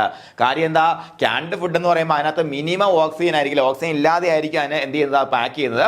അതിനകത്ത് ഇവൻ ഉണ്ടായിക്കഴിഞ്ഞാൽ അവൻ ഗ്യാസ് ഉണ്ടാക്കും, അതുകൊണ്ട് പെട്ടെന്ന് അറിയാൻ പറ്റും അല്ലേ. അപ്പൊ ഈ ഓർഗാനിസിന്റെ പ്രത്യേകതകൾ മറന്നു പോകരുത്. എന്താ മക്കളെ, ഗ്രാം പോസിറ്റീവ് ഇപ്പൊ തന്നെ പഠിച്ചോളാം. Gram positive organism, motile organism with peritrichous flagella അല്ലെ. പെട്രീഷ്യസ് ഫ്ലജല്ല, ഇതൊന്നും ഫ്ലജല്ല ഒന്നും വിസിബിൾ ഒന്നും, ചെറിയ ഫ്ലജല്ലയാണ്. Okay, പെട്രീഷ്യസ് flagella. അതുപോലെ ഒബ്ലിഗേറ്റ്ലി അനൈറോബിക് ആണ്. നേരത്തെ പറഞ്ഞു എന്താണ് ഒബ്ലിഗേറ്റ്ലി, അവയ്ക്ക് എന്ത് ചെയ്യാൻ പറ്റത്തില്ല മക്കളെ, എന്ത് ചെയ്യാൻ പറ്റത്തില്ല, ഓക്സിജന്റെ സാന്നിധ്യം സഹിക്കാൻ പറ്റുകയില്ല. അതുപോലെ the rod shaped soil bacterium is എന്താ സാപ്രോഫൈറ്റിക് ഇൻ നേച്ചർ അല്ലെ. സാപ്രോഫൈറ്റ് ആണ്, ഡെഡ് ആൻഡ് ഡീക്കേയിങ് ആയിട്ടുള്ള ഓർഗാനിക് മാറ്ററിൽ നിന്നാണ് അവ ജീവിക്കുന്നത്. അതുപോലെ ഗ്യാസ് ഫോമിംഗ് ആണ്, സ്പോർ ഫോമിംഗ് ആണ്. സ്പോർ ഫോമിംഗ് ആണ് ഞാൻ നേരത്തെ പറഞ്ഞു. എന്താണ് നേരത്തെ സ്പോർ ആണ്. സ്പോറിന് ഒരിക്കലും വെജിറ്റേറ്റീവ് ആയതുകൊണ്ട് തന്നെ നമ്മുടെ ഓപ്പൺ വൂണ്ടിലൊന്നും ഇരിക്കാൻ പറ്റത്തില്ല. ക്ലോസ്ട്രിഡിയം ഡെറ്റിന്റെ കാര്യം ഞാൻ പറഞ്ഞു അല്ലേ. അതുകൊണ്ട് തന്നെ ഓർത്തിരിക്കുക, സ്പോർ ഫോമിംഗ് ആണെന്ന് ഓർത്തിരിക്കുക. സ്പോർ ഫോമിംഗ് ഓർത്തിരിക്കുക, മറന്നു പോകുക. അതുപോലെ ഗ്യാസ് ഫോമിംഗ് ആണ് അല്ലേ. എങ്ങനെ നമ്മൾ എവിടെ പഠിച്ചത്, നേരത്തെ പറഞ്ഞില്ലേ എന്താണ്, ടിന്ന് വെച്ചിട്ട് നമ്മൾ തുറക്കുമ്പോഴത്തേക്കും ടപ്പോന്ന് പൊട്ടിത്തെറിച്ചാൽ നമുക്ക് ഗ്യാസ് ഫോമിംഗ് ആണെന്ന് മനസ്സിലാക്കാം. അവിടെ എന്ത് ഈ ഓർഗാനിസിന്റെ സാന്നിധ്യം ഉണ്ടാകാൻ സാധ്യതയുണ്ടെന്ന് മനസ്സിലാക്കാം. അപ്പൊ തന്നെ അതെടുത്ത് വിളയിലേക്ക് കളഞ്ഞേക്കണം കേട്ടോ. ഇത് നോക്കാം, 7 types are distinguished on the basis of serological specificity of their toxins.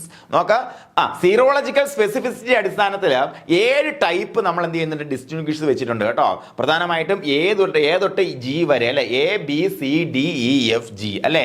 The predominant or only toxin. നോക്കാം, ഈ ബാക്ടീരിയ അല്ലെങ്കിൽ ഏതെങ്കിലും ആയിട്ട് ബോട്ട്ലൻ ടോക്സിൻസിന്റെ ഏതെങ്കിലും സ്ട്രെയിൻസ് ഉൽപ്പാദിപ്പിക്കുന്ന ടോക്സിൻസ്, ചിലപ്പോൾ ഒന്നിലധികം ടോക്സിൻസ് ഒരേ ബാക്ടീരിയ ഉൽപ്പാദിപ്പിക്കാം. അങ്ങനെയാണെങ്കിൽ അതിൽ ഏറ്റവും കൂടുതൽ പ്രിഡോമിനന്റ് ആയിട്ട് കാണുന്ന ടോക്സിൻ ഏതെന്ന് നോക്കും. എന്നിട്ടായിരിക്കും അതിനെന്ത് ആ ടൈപ്പിന് പേര് കൊടുക്കുക അല്ലെ. അപ്പൊ A type, B type, C type, D type, E type, F type and G type. ഇങ്ങനെയുള്ള ന്യൂറോ ടോക്സിൻസ് ആണ് ഇത് ഉൽപ്പാദിപ്പിക്കുന്നത്. അപ്പോൾ എന്താ, ഇതിന്റെ സിറോളജിക്കൽ സ്പെസിഫിസിറ്റി അടിസ്ഥാനത്തിൽ 7 ആയിട്ട് തിരിച്ചിരിക്കുന്നു അല്ലെ. ABCDEFG അങ്ങനെ 7 ടൈപ്പ് ആയിട്ട് ഇതിനെ ക്ലാസിഫൈ ചെയ്തിട്ടുണ്ടെന്ന കാര്യം നിങ്ങൾ മറന്നു പോകരുത്. അപ്പൊ നമുക്ക് ഓരോ ടൈപ്പ് ഓഫ് ക്ലാസിഫിക്കേഷൻ ഒന്ന് നോക്കാം മക്കളെ. എന്താണ് ഫസ്റ്റ് ഓഫ് ഓൾ നമുക്ക് നോക്കാൻ പോകുന്നത് A ടൈപ്പ് ആണ്. Type A, the one commonly causing human botulism. നോക്ക, സാധാരണ നമുക്ക് ഹ്യൂമൻ ബോട്ടുലിസം ഉണ്ടാക്കുന്ന സാധനമാണ് എന്ത്, ടൈപ്പ് A. നോക്ക, ദ മോസ്റ്റ് ടോക്സിക് എന്ന് പറഞ്ഞാൽ എന്താണ്, ടൈപ്പ് A ആണ് അല്ലെ. ഓക്കെ ആണ് പറഞ്ഞത്, ഓക്കെ അല്ലേ. അപ്പൊ ടൈപ്പ് A ഇത് ഹ്യൂമനിൽ അസുഖം ഉണ്ടാക്കുന്ന ഒരു സാധനമാണ്. ഇത് ടൈപ്പ് A എന്ന് മാത്രം മനസ്സിലാക്കി വെക്കുക. അതുപോലെ ടൈപ്പ് B യേക്കാളൊക്കെ ടോക്സിക് ആയിട്ടുള്ള സാധനമാണ് ടൈപ്പ് A എന്നുള്ള കാര്യം നിങ്ങൾ മറന്നു പോകരുത്. ടൈപ്പ് B നോക്കാം. B is found more often than type A in most soils of the world as is less toxic to human beings. എന്താണ്, Aനെ അപേക്ഷിച്ച് നോക്കുമ്പോൾ അത്ര ടോക്സിക് അല്ല, വളരെ കോമൺ ആയിട്ട് കാണുന്ന സാധനമാണ് എന്ത്, B ടൈപ്പ് ടോക്സിൻ. അതുകൊണ്ടാണ് ചിലതിന് അത്ര ടോക്സിക് അല്ലാതെ വയറിളക്കമൊക്കെ ഉണ്ടായി അങ്ങ് പോകും ചില അസുഖങ്ങൾക്ക്. ചിലതിന് A ആണെന്നുണ്ടെങ്കിൽ ഭയങ്കര ഫാറ്റിലാണ്. ഓക്കെ, അടുത്ത് നോക്കാം, C ടൈപ്പ് നോക്കാം. C നമ്മൾ Aയും Bയും പഠിച്ചു, ഇനി C ആണ് നോക്കാൻ പോകുന്നത്. സിയെ കുറിച്ച് പറയുമ്പോഴത്തേക്ക് ഇതിൽ പ്രധാനമായിട്ട് മനസ്സിലാക്കേണ്ടത് ഇന്ന് ആനിമൽസിൽ പ്രശ്നമുണ്ടാക്കുന്ന സാധനമാണെന്നുള്ള കാര്യമാണ്. അപ്പോൾ നമ്മൾ നേരത്തെ പഠിച്ചത് മൊത്തം 7 സീറോളജിക്കൽ ഡിസ്റ്റിങ്ഷൻ ആണ് അവിടെ ഐഡന്റിഫൈ ചെയ്യുന്നത്. പക്ഷേ നമ്മുടെ ഫ്രേസറിന്റെ ടെക്സ്റ്റിൽ, പക്ഷേ മറ്റു ചില ടെക്സ്റ്റുകളിലൊക്കെ നമ്മൾ റെഫറൻസ് പുസ്തകങ്ങളിൽ തന്നെ പറയുന്നുണ്ട് C1 ആൻഡ് C2, അങ്ങനെ C1 എന്നും C2 എന്നും തിരിച്ചിട്ടുണ്ടെന്നും പറയുന്നു. അപ്പോൾ അതിനകത്ത് ശ്രദ്ധിക്കുക, ഇതിനകത്ത് C2 എന്ന് പറയുമ്പോഴത്തേക്കും മക്കളെ ഇത് ന്യൂറോടോക്സിക് ടൈപ്പ് അല്ല കേട്ടോ. അത് നിങ്ങളൊന്ന് ഓർത്തിരിക്കണം. കാരണം കുറച്ച് ഇൻഡെപ്തിൽ ചോദിക്കാൻ സാധ്യത ഉണ്ടെന്നുണ്ടെങ്കിൽ അവിടെ ഓപ്ഷനിൽ C2 തന്നിട്ട് ഒറ്റയാനെ കണ്ടെത്താൻ പറഞ്ഞ എന്താണ്, C2 ഈസ് നോട്ട് ന്യൂറോടോക്സിക്. അത് ന്യൂറോടോക്സിക് ആയിട്ടുള്ള സംഭവം അല്ല. ബാക്കിയുള്ള എല്ലാ ടോക്സിൻസിന്റെയും കോമൺ ഫീച്ചർ എന്താണ്, എന്താണ് ന്യൂറോ ടോക്സിക് ആണ്. അതുകൊണ്ടാണ് നേരത്തെ PSCയുടെ പ്രീവിയസ് ക്വസ്റ്റ്യനിൽ നമുക്ക് അല്ലെ ഇത് ബോട്ടുലിൻ ടോക്സിൻ എന്ന് പറയുമ്പോൾ ന്യൂറോ ടോക്സിക് ആണ് എന്ന് എടുത്തു പറഞ്ഞിരുന്നു അല്ലെ, അത് നമ്മൾ ശരിയായിട്ട് അംഗീകരിച്ചു കൊടുത്തു അല്ലെ. പക്ഷേ ഈ C2 വരുമ്പോഴത്തേക്കും എന്താണ് അത് ന്യൂറോ ടോക്സിക് അല്ല എന്നുള്ള കാര്യം നിങ്ങൾ ഓർത്തിരിക്കുക.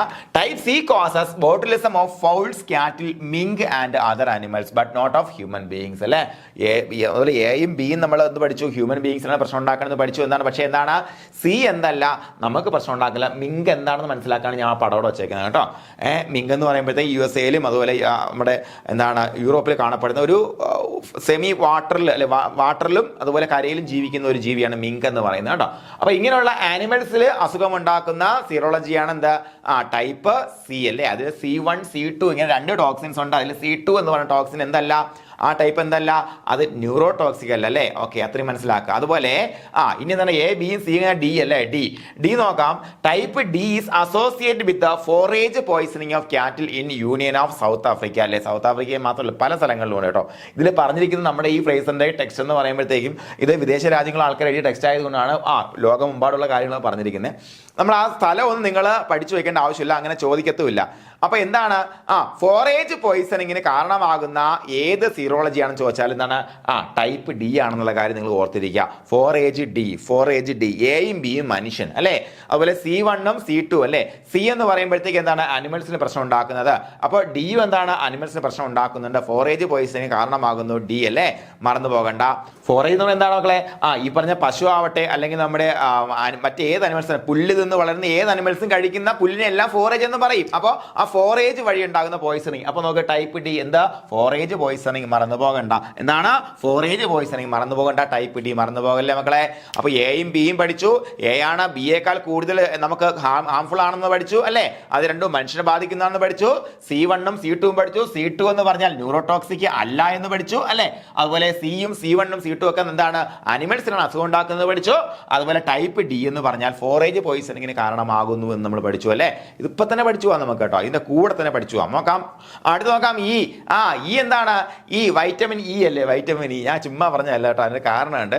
നമ്മൾ വൈറ്റമിൻസിന് വേണ്ടിയിട്ട് കോഡ് ലിവർ ഓയിൽ അല്ലെങ്കിൽ ഫിഷ് ലിവർ ഓയിൽ കഴിക്കൂലടാ. അപ്പൊ ഫിഷുമായിട്ട് നമുക്ക് ഇതിനെ കണക്ട് ചെയ്യണം. ഈനെ നോക്കാം. Type E is toxic for humans and has been obtained chiefly from fish and fish products.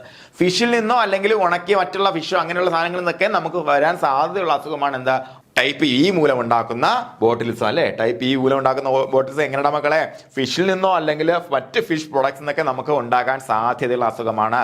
അപ്പൊ A പഠിച്ചു, B പഠിച്ചു, C1 C2 പഠിച്ചു, D പഠിച്ചു, ഇപ്പതാ Eയും പഠിച്ചു അല്ലെ. E എന്താണ്, E is related with fish. ഇത് മനസ്സിലാക്കി വെച്ചാൽ മാത്രം മതി, ഇത് മാത്രമേ ചോദിക്കുള്ളൂ കേട്ടോ. ഇത് മാത്രം മനസ്സിലായി. ഇത് പിന്നെ നമുക്ക് ചോദിച്ച ക്വസ്റ്റ്യൻ ഇത്രയും ലെവലിലൊന്നും വന്നിട്ടില്ല മക്കളെ. ഇതിപ്പോ നേരത്തെ ക്വസ്റ്റ്യൻ എന്താ, എത്ര ക്ലാസിഫിക്കേഷൻ A മുതൽ G വരെയുള്ള ക്ലാസിഫിക്കേഷൻ മാത്രമേ ചോദിച്ചിട്ടുള്ളൂ അല്ലെ. അതിന്റെ പേര് മാത്രമേ ചോദിച്ചിട്ടുള്ളൂ. അതിനകത്ത് ഓരോന്നിന്റെയും സ്പെസിഫിക്കേഷൻ അടക്കം നമ്മൾ പഠിച്ചു പോകണം. ഇതിനപ്പുറത്തേക്ക് വരികയല്ല, നിങ്ങൾ പേടിക്കണ്ട കേട്ടോ. അപ്പൊ അടുത്ത് നോക്കാം. ടൈപ്പ് F എന്ന് പറയുമ്പോൾ ഒറ്റ കാര്യമേ ഉള്ളൂ. അത് പ്രധാനമായിട്ട് ഐസൊലേറ്റ് ചെയ്തത് ഡെൻമാർക്കിൽ നിന്നാണ്. ഡെൻമാർക്കിൽ നിന്നും ഐസൊലേറ്റ് ചെയ്യപ്പെട്ടു എന്നതിന്റെ പ്രധാനപ്പെട്ട വ്യത്യാസം. ഇതും എന്താണ് ഹ്യൂമൻസിനെ ബാധിക്കുന്നു അല്ലേ. ഹ്യൂമൻസിനെ ബാധിക്കുന്ന അസുഖമാണ്. അതുപോലെ എന്താണ് എയും ബിയും ആയിട്ടൊക്കെ സാമ്യമുണ്ട്. ഓക്കെ, അത് ഡെൻമാർക്കിൽ നിന്നാണ് ഈ പറഞ്ഞ ആ ഒരു സീറോളജിയെ ഐഡന്റിഫൈ ചെയ്തത്. അതുകൊണ്ടാണ് ടൈപ്പ് F എന്ന് മുന്നേ ടൈപ്പ് വന്നത് കേട്ടോ. ഇനി നോക്കാം. Type G has been isolated from the soil in Argentina but has not been implicated in human botulism. ഹ്യൂമന് ടൈപ്പ് G കൊണ്ട് പ്രത്യേകിച്ച് പ്രശ്നമൊന്നുമില്ല. അത് ഒന്നും ചോദിക്കില്ല, ടൈപ്പ് G ഒന്നും അങ്ങനെ ചോദിക്കില്ല. ഇവിടെ നിങ്ങൾ മനസ്സിലാക്കിയിരിക്കേണ്ട കാര്യങ്ങൾ, ഓർത്തിരിക്കേണ്ട കാര്യങ്ങൾ എന്താണ് ഞാൻ ഒന്നുകൂടെ പറഞ്ഞുതരാം. അതായത് ടൈപ്പ് A ഏറ്റവും കൂടുതൽ നമുക്ക് പ്രശ്നം ഉണ്ടാക്കുന്ന അല്ലെ, ഏറ്റവും കൂടുതൽ സിവിയർ ആയിട്ടുള്ളത് ടൈപ്പ് A. ടൈപ്പ് B എന്ന് പറയുമ്പോഴത്തേക്കും ലെസ് ടോക്സിക്, രണ്ടും മനുഷ്യനെ ബാധിക്കുന്ന സാധനമാണ്. അതുപോലെ C എന്ന് പറയുമ്പോൾ C1 C2 ഒന്നും ഓർത്തിരിക്കുക. C എന്ന് പറയുമ്പോൾ പ്രധാനമായിട്ട് മനുഷ്യനല്ല മൃഗം കൊണ്ട് പ്രശ്നം ഉണ്ടാക്കുന്ന സാധനമാണെന്ന് മനസ്സിലാക്കുക. അതുപോലെ C2 ന്യൂറോ ടോക്സിക് അല്ലാന്ന് മനസ്സിലാക്കുക. അതുപോലെ എന്താണ് ടൈപ്പ് D എന്ന് പറയുമ്പോഴത്തേക്ക് എന്താണ്, അത് ഫോറേജ് പോയിസണിങ്ങിന് കാരണമാകുന്ന സാധനമാണെന്ന് മനസ്സിലാക്കി വെച്ചേക്കുക. അതുപോലെ ടൈപ്പ് E എന്ന് പറയുമ്പോഴത്തേക്ക് എന്താണ്, ഫിഷിൽ നിന്നാണ് നമുക്ക് വരുന്നതെന്നുള്ള കാര്യം മനസ്സിലാക്കി വെച്ചേക്കുക.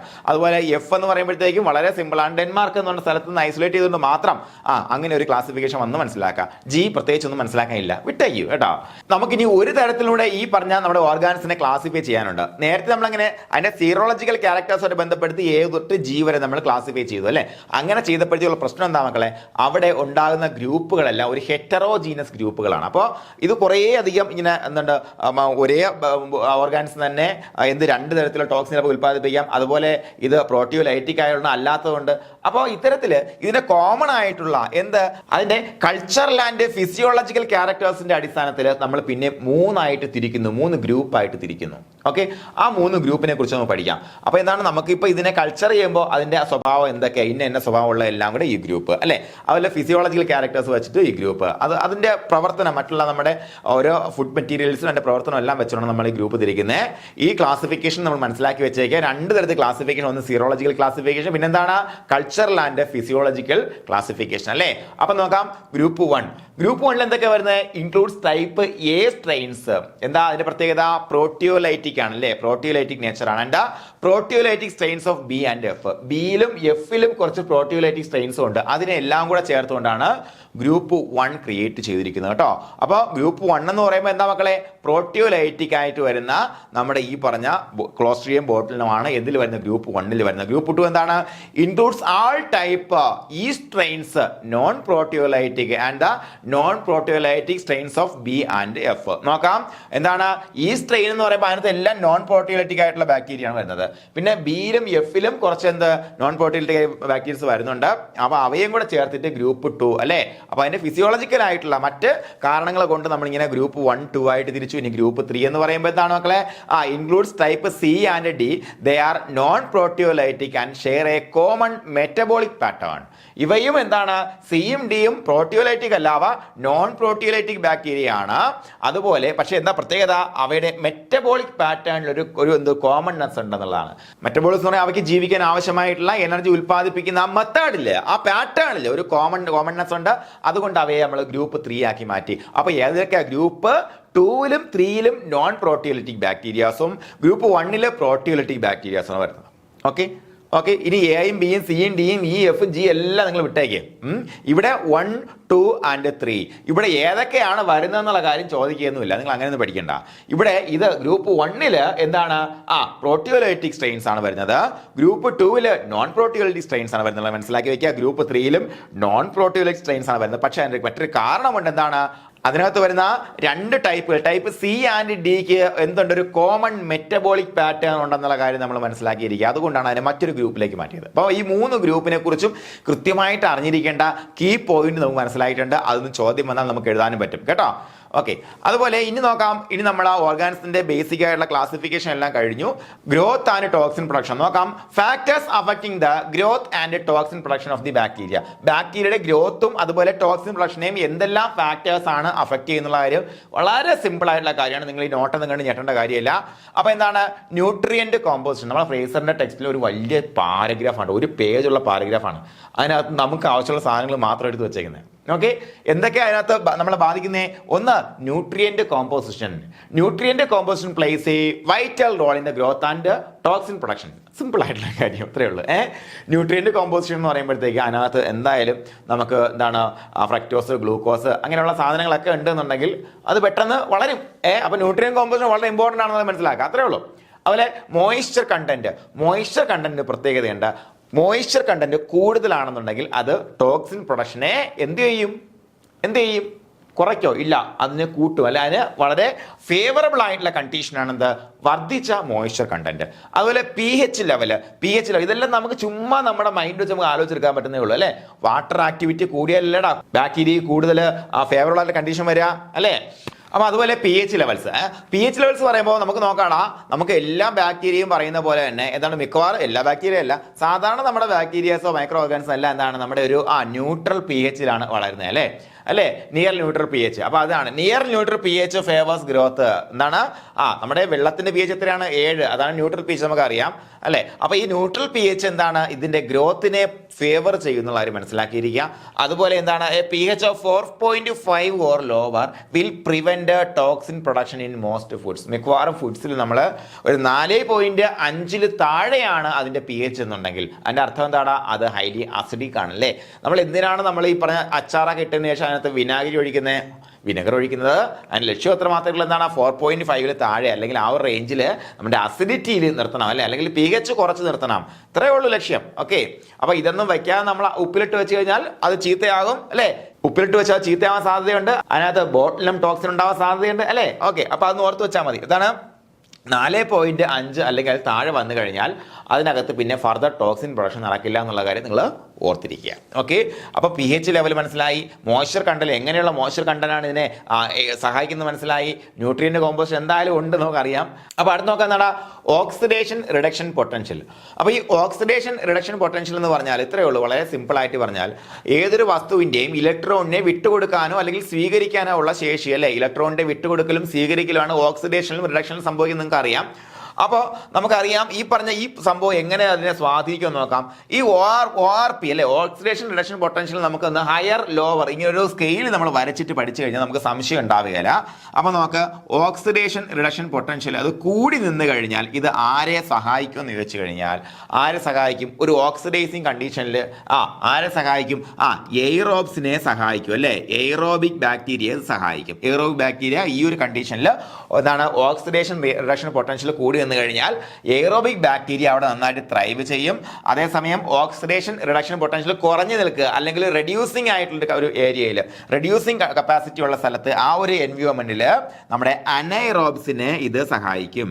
അനൈറോബ്സിന് ഇതാണ് ഇഷ്ടപ്പെട്ട സ്ഥലം, അനൈറോബ്സിന്. ഓക്കെ അല്ലേ പറഞ്ഞു. അപ്പോൾ ഇവിടെ നമ്മളെ ഈ സാധനം എന്നതാ, ക്ലോസ്ട്രീഡിയം എന്നതാ, ഇത് അനൈറോബ് ആണല്ലേ, അനൈറോബ് ആണല്ലേ. ക്ലോസ്ട്രീഡിയത്തിനെ സംബന്ധിച്ചിടത്തോളം എന്താ സഹായിക്കുന്നത്? ഓക്സിഡേഷൻ റിഡക്ഷൻ പൊട്ടൻഷ്യൽ കുറഞ്ഞു നിന്ന് കഴിഞ്ഞാൽ ആ ഒരു എൻവയോൺമെന്റ് ആണ് ക്ലോസ്ട്രീഡിയത്തിന്റെ വളർച്ചയെ സഹായിക്കുന്നത്. അതേസമയം അപ്പോൾ നോക്കാം ഇവിടെ നമുക്ക് ഈ പറഞ്ഞ ഓക്സിഡേഷൻ റിഡക്ഷൻ പൊട്ടൻഷ്യൽ കൂടുതലാണെന്നുണ്ടെങ്കിൽ അവിടെ എന്ത് ക്ലോസ്ട്രീഡിയം സർവൈവ് ചെയ്യില്ല എന്ന് സാരം. കാര്യം എന്താ? അവിടെ ഓക്സിജൻ കൂടുതലുണ്ട്, അല്ലേ, ഓക്സിജൻ കൂടുതലുണ്ട്. ഇത്രയുള്ള കാര്യം, വളരെ സിമ്പിളാണ്. അപ്പൊ അതുപോലെ ഇനി നമുക്ക് നോക്കാം സാൾട്ട് കണ്ടന്റ് നമുക്ക് ചുമ്മാ അറിയാം, അല്ലേ, എന്താണ് സാൾട്ട് കണ്ടന്റ് കൂടിക്കഴിഞ്ഞാൽ higher salt content inhibits growth, അല്ലേ, എന്താണ് കൂടുതൽ ഉപ്പ് ഇട്ട് കഴിഞ്ഞാൽ വലിയ പ്രശ്നങ്ങളൊന്നും ഉണ്ടാവുകയില്ല. അതുകൊണ്ടാണ് നമ്മൾ നല്ലവണ്ണം ഉപ്പിട്ടിട്ട് മീനൊക്കെ ഉണക്കി എടുക്കുന്നത്, അല്ലേ. യെസ്, അപ്പോൾ salt content, higher salt content inhibits the growth and sodium nitrate and disodium phosphate reduce the required salt level. നമ്മൾ ഇൻ കേസ് നമ്മൾ എന്താണ് സോഡിയം നൈട്രേറ്റോ അല്ലെങ്കിൽ ഡൈസോഡിയം ഫോസ്ഫേറ്റ് പോലെ സാൾട്ടുകൾ ആഡ് ചെയ്താൽ നമുക്ക് നമ്മുടെ ഈ കോമൺ സാൾട്ടിന്റെ ഉപയോഗം നമുക്ക് കുറയ്ക്കാൻ പറ്റും എന്നുള്ള കാര്യം മനസ്സിലാക്കി വെച്ചേക്കാം. എന്തായാലും മനസ്സിലാക്കിയിരിക്കേണ്ട അത്രയേ ഉള്ളൂ. സാൾട്ട് കണ്ടന്റ് കൂടിയിരുന്നാൽ നമുക്ക് എന്താണ് വളരെ നല്ലത്. ഇനി temperature and storage time. Temperature എന്ന് പറയുമ്പോഴത്തേക്ക് മക്കളെ നമുക്ക് ഒരുപാട് ഇതിനകത്ത് നമ്മുടെ ഫ്രേസറിന്റെ ടെക്സ്റ്റിൽ ഒരുപാട് വിശദീകരിച്ച് കൊടുത്തിട്ടുണ്ട്. ഒരു കാരണവശാലും നമുക്ക് അതിൻ്റെ ഇടയ്ക്ക് ഒന്നും ക്വസ്റ്റ്യൻ വരില്ല കേട്ടോ. കാരണം നമുക്ക് ഈ ലെവലിൽ പോലും ക്വസ്റ്റ്യൻ വന്നിട്ടില്ല. അപ്പോൾ ഇതെന്താണ് എങ്ങനെയാണെന്നുള്ള കാര്യം നമ്മൾ മനസ്സിലാക്കി വെച്ചേക്കുക എന്നുള്ളതാണ്. ഓക്കെ, അപ്പോൾ നമുക്ക് ടെമ്പറേച്ചർ ആൻഡ് സ്റ്റോറേജ് ടൈം നമുക്ക് എല്ലാവർക്കും അറിയാം. ടെമ്പറേച്ചർ എന്ന് പറയുമ്പോൾ 30 to 35 റൂം ടെമ്പറേച്ചറൊക്കെ വളരെ അനുയോജ്യമാണ് അതിന് വളരാനും അതുപോലെ ഈ പ്രശ്നങ്ങളൊക്കെ ഉണ്ടാക്കാനും. സ്റ്റോറേജ് ടൈം ഒരുപാട് നീണ്ടു പോകുന്തോറും ഈ ടോക്സിൻ പ്രൊഡക്ഷനും ഗ്രോത്തിനും എല്ലാം ഉള്ള സാഹചര്യങ്ങൾ ഒരുങ്ങിക്കൊണ്ടേയിരിക്കും. അതുകൊണ്ടാണ് എല്ലാത്തിനും നമുക്ക് എന്ത് വെച്ചേക്കുന്നത്? എക്സ്പയറി ഡേറ്റ് വെച്ചേക്കുന്നത്, അല്ലേ. ഓക്കെ, അപ്പോൾ ഇത്രയും കാര്യങ്ങളാണ് നമ്മുടെ ഈ പറഞ്ഞ ക്ലോസ്ട്രീഡിയം ബോട്ടിലിനത്തിന്റെ ഇതിനെ വളർച്ചയും ടോക്സിൻ പ്രൊഡക്ഷനെയും സ്വാധീനിക്കുന്ന കാര്യങ്ങൾ, അല്ലേ. എന്തൊക്കെയാണ് മക്കളെ? ന്യൂട്രിയന്റ് കോമ്പോസിഷൻ വളരെ ഇമ്പോർട്ടന്റ്, മോയ്സ്ചർ കണ്ടന്റ് കൂടുതലാണെന്നുണ്ടെങ്കിൽ വളർച്ച കൂടുതലാണല്ലേ. അതുപോലെ pH ലെവൽ അതിന് ഇഷ്ടം എന്താണ്? നിയർ ന്യൂട്രൽ pH ആണ് ഇഷ്ടം. അതുപോലെ 4.5 താഴെ വന്നു കഴിഞ്ഞാൽ ടോക്സിൻ പ്രൊഡക്ഷൻ പിന്നെ ഉണ്ടാവുകയില്ല. അതുകൊണ്ടാണ് നമ്മുടെ വിനാഗിരി എല്ലാം ഒഴിച്ച് നമ്മൾ പ്രിസർവ് ചെയ്യുന്നത്, അല്ലേ. അതുപോലെ ഓക്സിഡേഷൻ റിഡക്ഷൻ പൊട്ടൻഷ്യൽ പഠിച്ചു, അല്ലേ. എന്താണ് നമ്മുടെ ഈ പറഞ്ഞ സാധനം? നമ്മുടെ ക്ലോസ്ട്രീഡിയം എന്താണ്? ഒരു അനൈറോബ് ആയതുകൊണ്ട് തന്നെ ഓക്സിഡേഷൻ റിഡക്ഷൻ പൊട്ടൻഷ്യൽ കുറഞ്ഞിരിക്കുന്ന സ്ഥലത്ത് അല്ലെങ്കിൽ റെഡ്യൂസിങ് കണ്ടീഷനിൽ അത് ഇഷ്ടം പോലെ വളരും, കാരണം ഓക്സിജൻ ഇല്ല, അല്ലേ. അത് മനസ്സിലാക്കുക. അതേസമയം ഓക്സിഡേഷൻ റിഡക്ഷൻ പൊട്ടൻഷ്യൽ കൂടിയിരുന്നാൽ എന്താണ്? അതിന് അങ്ങനെ ത്രൈവ് ചെയ്യാൻ പറ്റില്ല എന്നുള്ള കാര്യം ഓർത്തിരിക്കുക. അതുപോലെ സാൾട്ട് കണ്ടന്റ് കൂടി എന്ത് നടക്കില്ല മക്കളെ? ടോക്സിൻ പ്രൊഡക്ഷൻ നടക്കില്ല, നമുക്കറിയാം, അല്ലേ. അതുപോലെ ടെമ്പറേച്ചർ ആൻഡ് സ്റ്റോറേജ് ടൈമിനും ഇതിന്റെ നമ്മുടെ ഈ പറഞ്ഞ ബാക്ടീരിയയുടെ ഗ്രോത്തിന്റെയും ടോക്സിൻ പ്രൊഡക്ഷൻ എല്ലാം വ്യക്തമായിട്ടുള്ള പങ്ക് വഹിക്കാനുണ്ടെന്നുള്ള കാര്യം മറന്നു പോകരുത്. ഇനി നോക്കാം difference among food types affecting growth and toxin production, അല്ലേ. ഫുഡ് ടൈപ്സിലുള്ള വ്യത്യാസങ്ങൾ എങ്ങനെയാണ് ടോക്സിൻ പ്രൊഡക്ഷൻ കണ്ടീഷനെ ബാധിക്കുന്നത് നമുക്ക് നോക്കാം. രണ്ട് തരത്തിൽ നോക്കാം. ലോ അല്ലെങ്കിൽ മീഡിയം ആസിഡ് ഫുഡ്സും അതുപോലെ ഹൈ ആസിഡ് ഫുഡ്സും. ഹൈ ആസിഡ് ഫുഡ്സ് എന്ന് പറയുമ്പോഴത്തേക്ക് നമുക്ക് വലിയ പ്രശ്നമല്ല, നമുക്കറിയാം, അല്ലേ. 4.5 താഴെ പോയ ഹൈ ആസിഡ് ഫുഡായി അവിടെ വലിയ പ്രശ്നങ്ങളൊന്നും ഉണ്ടാവുകയില്ല. പക്ഷേ ലോ അല്ലെങ്കിൽ മീഡിയം ആസിഡ് ഫുഡ്, അതായത് meat, fish and certain canned food support toxin production, അല്ലേ. കൂടുതലും ഈ ഒരു മേഖലയിലാണ് പ്രശ്നം ഉണ്ടാകുന്നത്. ലോ അല്ലെങ്കിൽ മീഡിയം ആസിഡ് ഫുഡുകളിലാണ് നമ്മുടെ ഈ പറഞ്ഞ ആശാൻ ഏറ്റവും കൂടുതൽ കുഴപ്പക്കാരനാക്കി വരുന്നത്. എന്തൊക്കെയാ വരുന്നത്? മീറ്റ്, അല്ലേ. എന്താണ് മീറ്റ്? ഇറച്ചി, അതുപോലെ ഫിഷ്, അല്ലേ, അത് മത്സ്യം, അതുപോലെ മറ്റ് ക്യാൻഡ് ഫുഡുകൾ, ഇതിലൊക്കെയാണ് കൂടുതൽ ഈ പ്രശ്നം ഉണ്ടാകുന്നത്. അതുപോലെ ഹൈ ആസിഡ് ഫുഡ് ആണെങ്കിൽ പ്രശ്നമില്ല. പക്ഷേ എന്താണ്, botulinum toxin production can occur if the pH is locally or generally raised by other microorganisms. മറ്റു മൈക്രോ ഓർഗാനിസത്തിന്റെ പ്രവർത്തന ഫലമായിട്ട് അതിന്റെ pH വ്യത്യാസം ഉണ്ടാവുകയാണെന്നുണ്ടെങ്കിൽ, അതായത് pH കൂടുമ്പോൾ എന്ത് സംഭവിക്കും, അതിന്റെ ആസിഡിറ്റി കുറയും അല്ലേ. അങ്ങനെ വരികയാണെന്നുണ്ടെങ്കിൽ ആ ഹൈ ആസിഡ് ഫുഡിലും ഈ പറഞ്ഞ പ്രശ്നം ഉണ്ടാകാനുള്ള സാധ്യതയുണ്ടെന്നുള്ള കാര്യം മറന്നു പോകരുത്. ഓക്കെ അല്ലേ മക്കളെ പറഞ്ഞത്? ഓക്കെ അല്ലേ? ഈ ഒരു കാര്യം നിങ്ങൾ ഓർത്ത് വയ്ക്കും. ഫ്രേസറിന്റെ ടെക്സ്റ്റിൽ ഈ ഒരു സാധനം കൊടുത്തിട്ടുണ്ട്. PSCക്ക് ക്വസ്റ്റ്യൻ ഉണ്ടാക്കാൻ പോകുന്ന ആൾക്കാരൊക്കെ ഇങ്ങനെയുള്ള സാധനമൊക്കെ കണ്ടാൽ ഒരു ചെറിയൊരു ഇതുണ്ടാവും കേട്ടോ. ആ ഒരു പാരഗ്രാഫിൽ ഞാൻ കണ്ട ഒരേ ഒരു സാധനം ഇതാണ്. അതായത് നമ്മുടെ വ്യത്യസ്തമായിട്ടുള്ള ക്യാൻഡ് ഫുഡുകളുടെ ടോക്സിൻ ഉൽപ്പാദിപ്പിക്കാനുള്ള ശേഷി ഇതേ ഇങ്ങനെ ആ ഒരു അസെൻഡിങ് ഓർഡറിൽ എഴുതിയേക്കാണ്. ഡിസെൻഡിങ് ഓർഡറിൽ ഏറ്റവും കൂടുതൽ കോൺ ഉൾപ്പെടുന്ന സാധനങ്ങൾക്കാണ്.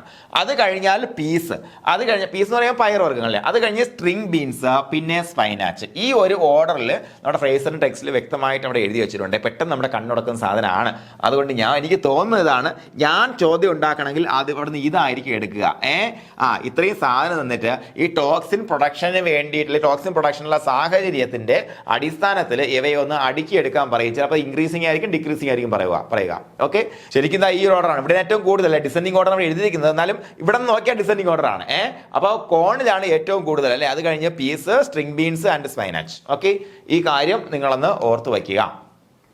ഓക്കെ, അപ്പോൾ ഇതൊന്ന് എവിടെയെങ്കിലും എഴുതി വെക്കുക തന്നെ വെക്കണം കേട്ടോ. ഒരു പക്ഷേ എനിക്ക് തോന്നുന്നത് ഇങ്ങനെയുള്ള സാധനം ചോദിക്കുമെന്ന് എനിക്ക് ഒരു ഉറപ്പുണ്ട്. ഓക്കെ, അപ്പൊ നമ്മുടെ ഈ ടോക്സിന്റെ പ്രധാനപ്പെട്ട പ്രത്യേകതകൾ നോക്കിയാണ്, ശ്രദ്ധിക്കുക. The toxin of clostridium botulinum is A protein. അതൊരു പ്രോട്ടീൻ നേച്ചർ. അവിടെ പഠിച്ചിരിക്കേണ്ട കാര്യം എന്താണ്, ദ നേച്ചർ എന്താണ്, പ്രോട്ടീൻ നേച്ചർ ആണെന്നുള്ള കാര്യം മറന്നു പോയത് കേട്ടോ.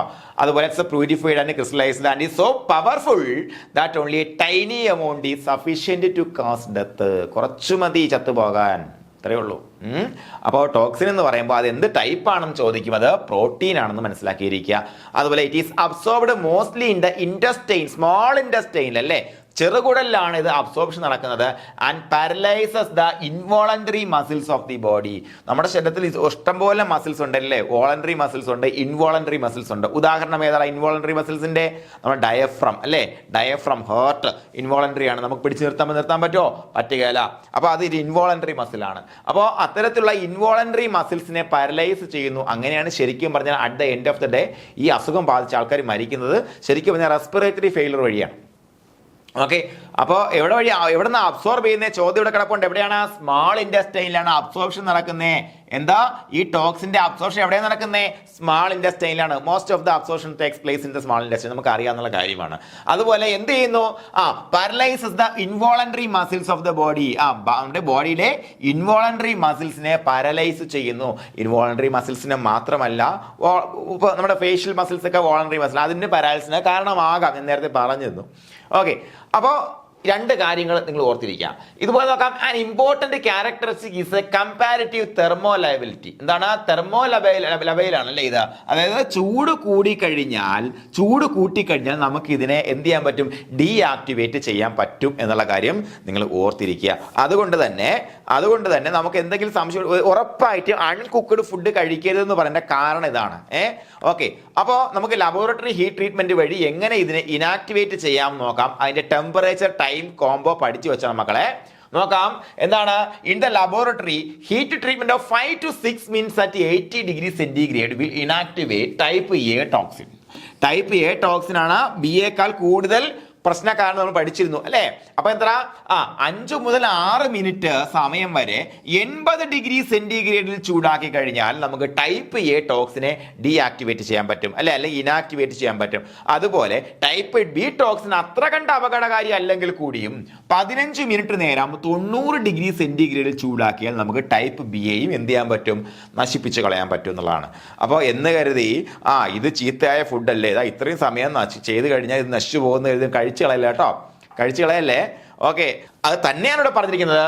This should not imply that thorough cooking of a highly suspect food would be worthwhile risk കുറവാണെന്ന് വിചാരിക്കരുത്, അങ്ങനെ വിചാരിച്ച് കളയരുത് എന്നാണ് പറഞ്ഞിരിക്കുന്നത്. നോക്കാം. അതുപോലെ certainly it is advisable to reject all foods raw or canned. raw ആയിക്കോട്ടെ, canned ആയിക്കോട്ടെ. എങ്ങനെ? that gives evidence of spoilage. അല്ലേ? ഇതാണ് സ്പോയിലേജ് ആയി നശിച്ചു പോയി എന്നുള്ള എവിഡൻസ് കിട്ടിക്കഴിഞ്ഞാൽ, സ്മെല്ലാവട്ടെ കാഴ്ചയിലാവട്ടെ നമുക്ക് നശിച്ചു പോയി എന്നൊരു ഒരു ഒരു ഒരു ഒരു ഒരു ഒരു സൂചന കിട്ടിക്കഴിഞ്ഞാൽ നമ്മൾ എന്ത് ചെയ്യണം? എന്ത് ചെയ്യണം? റിജക്റ്റ് ചെയ്യണം, അല്ലേ? റിജക്റ്റ് ചെയ്യണം. അതുപോലെ മറ്റൊരു കാര്യം നേരത്തെ പറഞ്ഞു, എന്താണ്? Canned food exhibit any pressure in the container. Container തുറക്കുമ്പോൾ ടപ്പോന്ന് പൊട്ടിത്തെറിച്ച് കഴിഞ്ഞാൽ അതിന്റെ അർത്ഥം എന്താ? അതിനകത്ത് ഗ്യാസ് പ്രൊഡക്ഷൻ നടന്നിട്ടുണ്ട്, അതിനർത്ഥം അവിടെ ആരോ വളർന്നിട്ടുണ്ട്, അല്ലേ? ഇത്രയേ ഉള്ളൂ. അത് നമ്മൾ എന്ത് ചെയ്യണം? റിജക്റ്റ് ചെയ്യണം, ഉപയോഗിക്കാൻ പാടില്ല. സാറ് പറഞ്ഞിട്ടുണ്ട് 80 മിനിറ്റ് അല്ലെങ്കിൽ 90 ഡിഗ്രി സെന്റിഗ്രേഡിൽ 15 മിനിറ്റ് ചൂടാക്കിയ ഒരു കുഴപ്പമില്ല, എന്നും അത് ചൂടായി കഴിക്കാൻ നിൽക്കരുത്, അപ്പോഴേ എടുത്ത് കളഞ്ഞേക്കണം മക്കളെ. ഓക്കെ, അപ്പൊ നോക്കാം എന്താണ് 2 കാര്യങ്ങൾ നമ്മളിവിടെ ശ്രദ്ധിക്കേണ്ട കാര്യം. എന്താണ് മക്കളെ?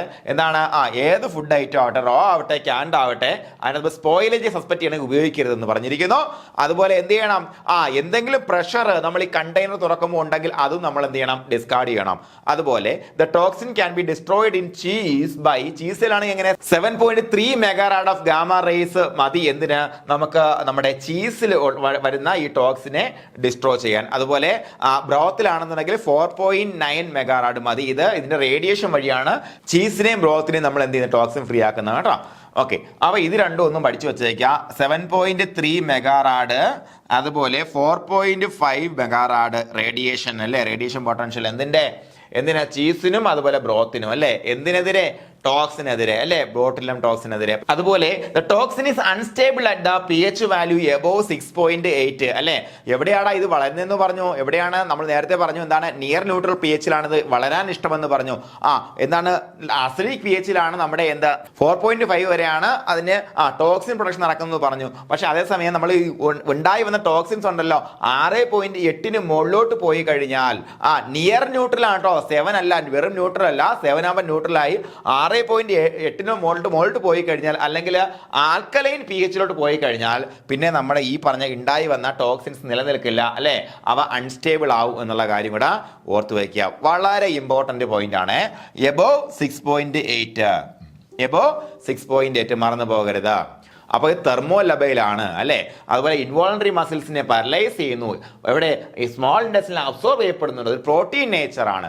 അതുപോലെ 2 ഹീറ്റ് ട്രീറ്റ്മെന്റ് നമ്മൾ പറഞ്ഞു, 5 മുതൽ 6 മിനിറ്റ് വരെ 80 degree centigrade type A toxin. അത് ടൈപ്പ് ബി ആണെന്നുണ്ടെങ്കിൽ 15 മിനിറ്റ് 90 ഡിഗ്രി സെന്റിഗ്രേഡ് ചൂടാക്കണം, അല്ലേ? ഓക്കെ അല്ലേടാ?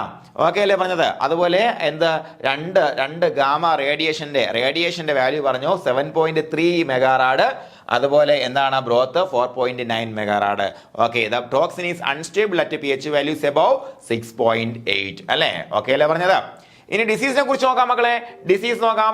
എന്താ ഡിസീസ്? ഇത് എങ്ങനെയാണ് നമ്മുടെ ശരീരത്തെ ബാധിക്കുന്നത് നോക്കാം.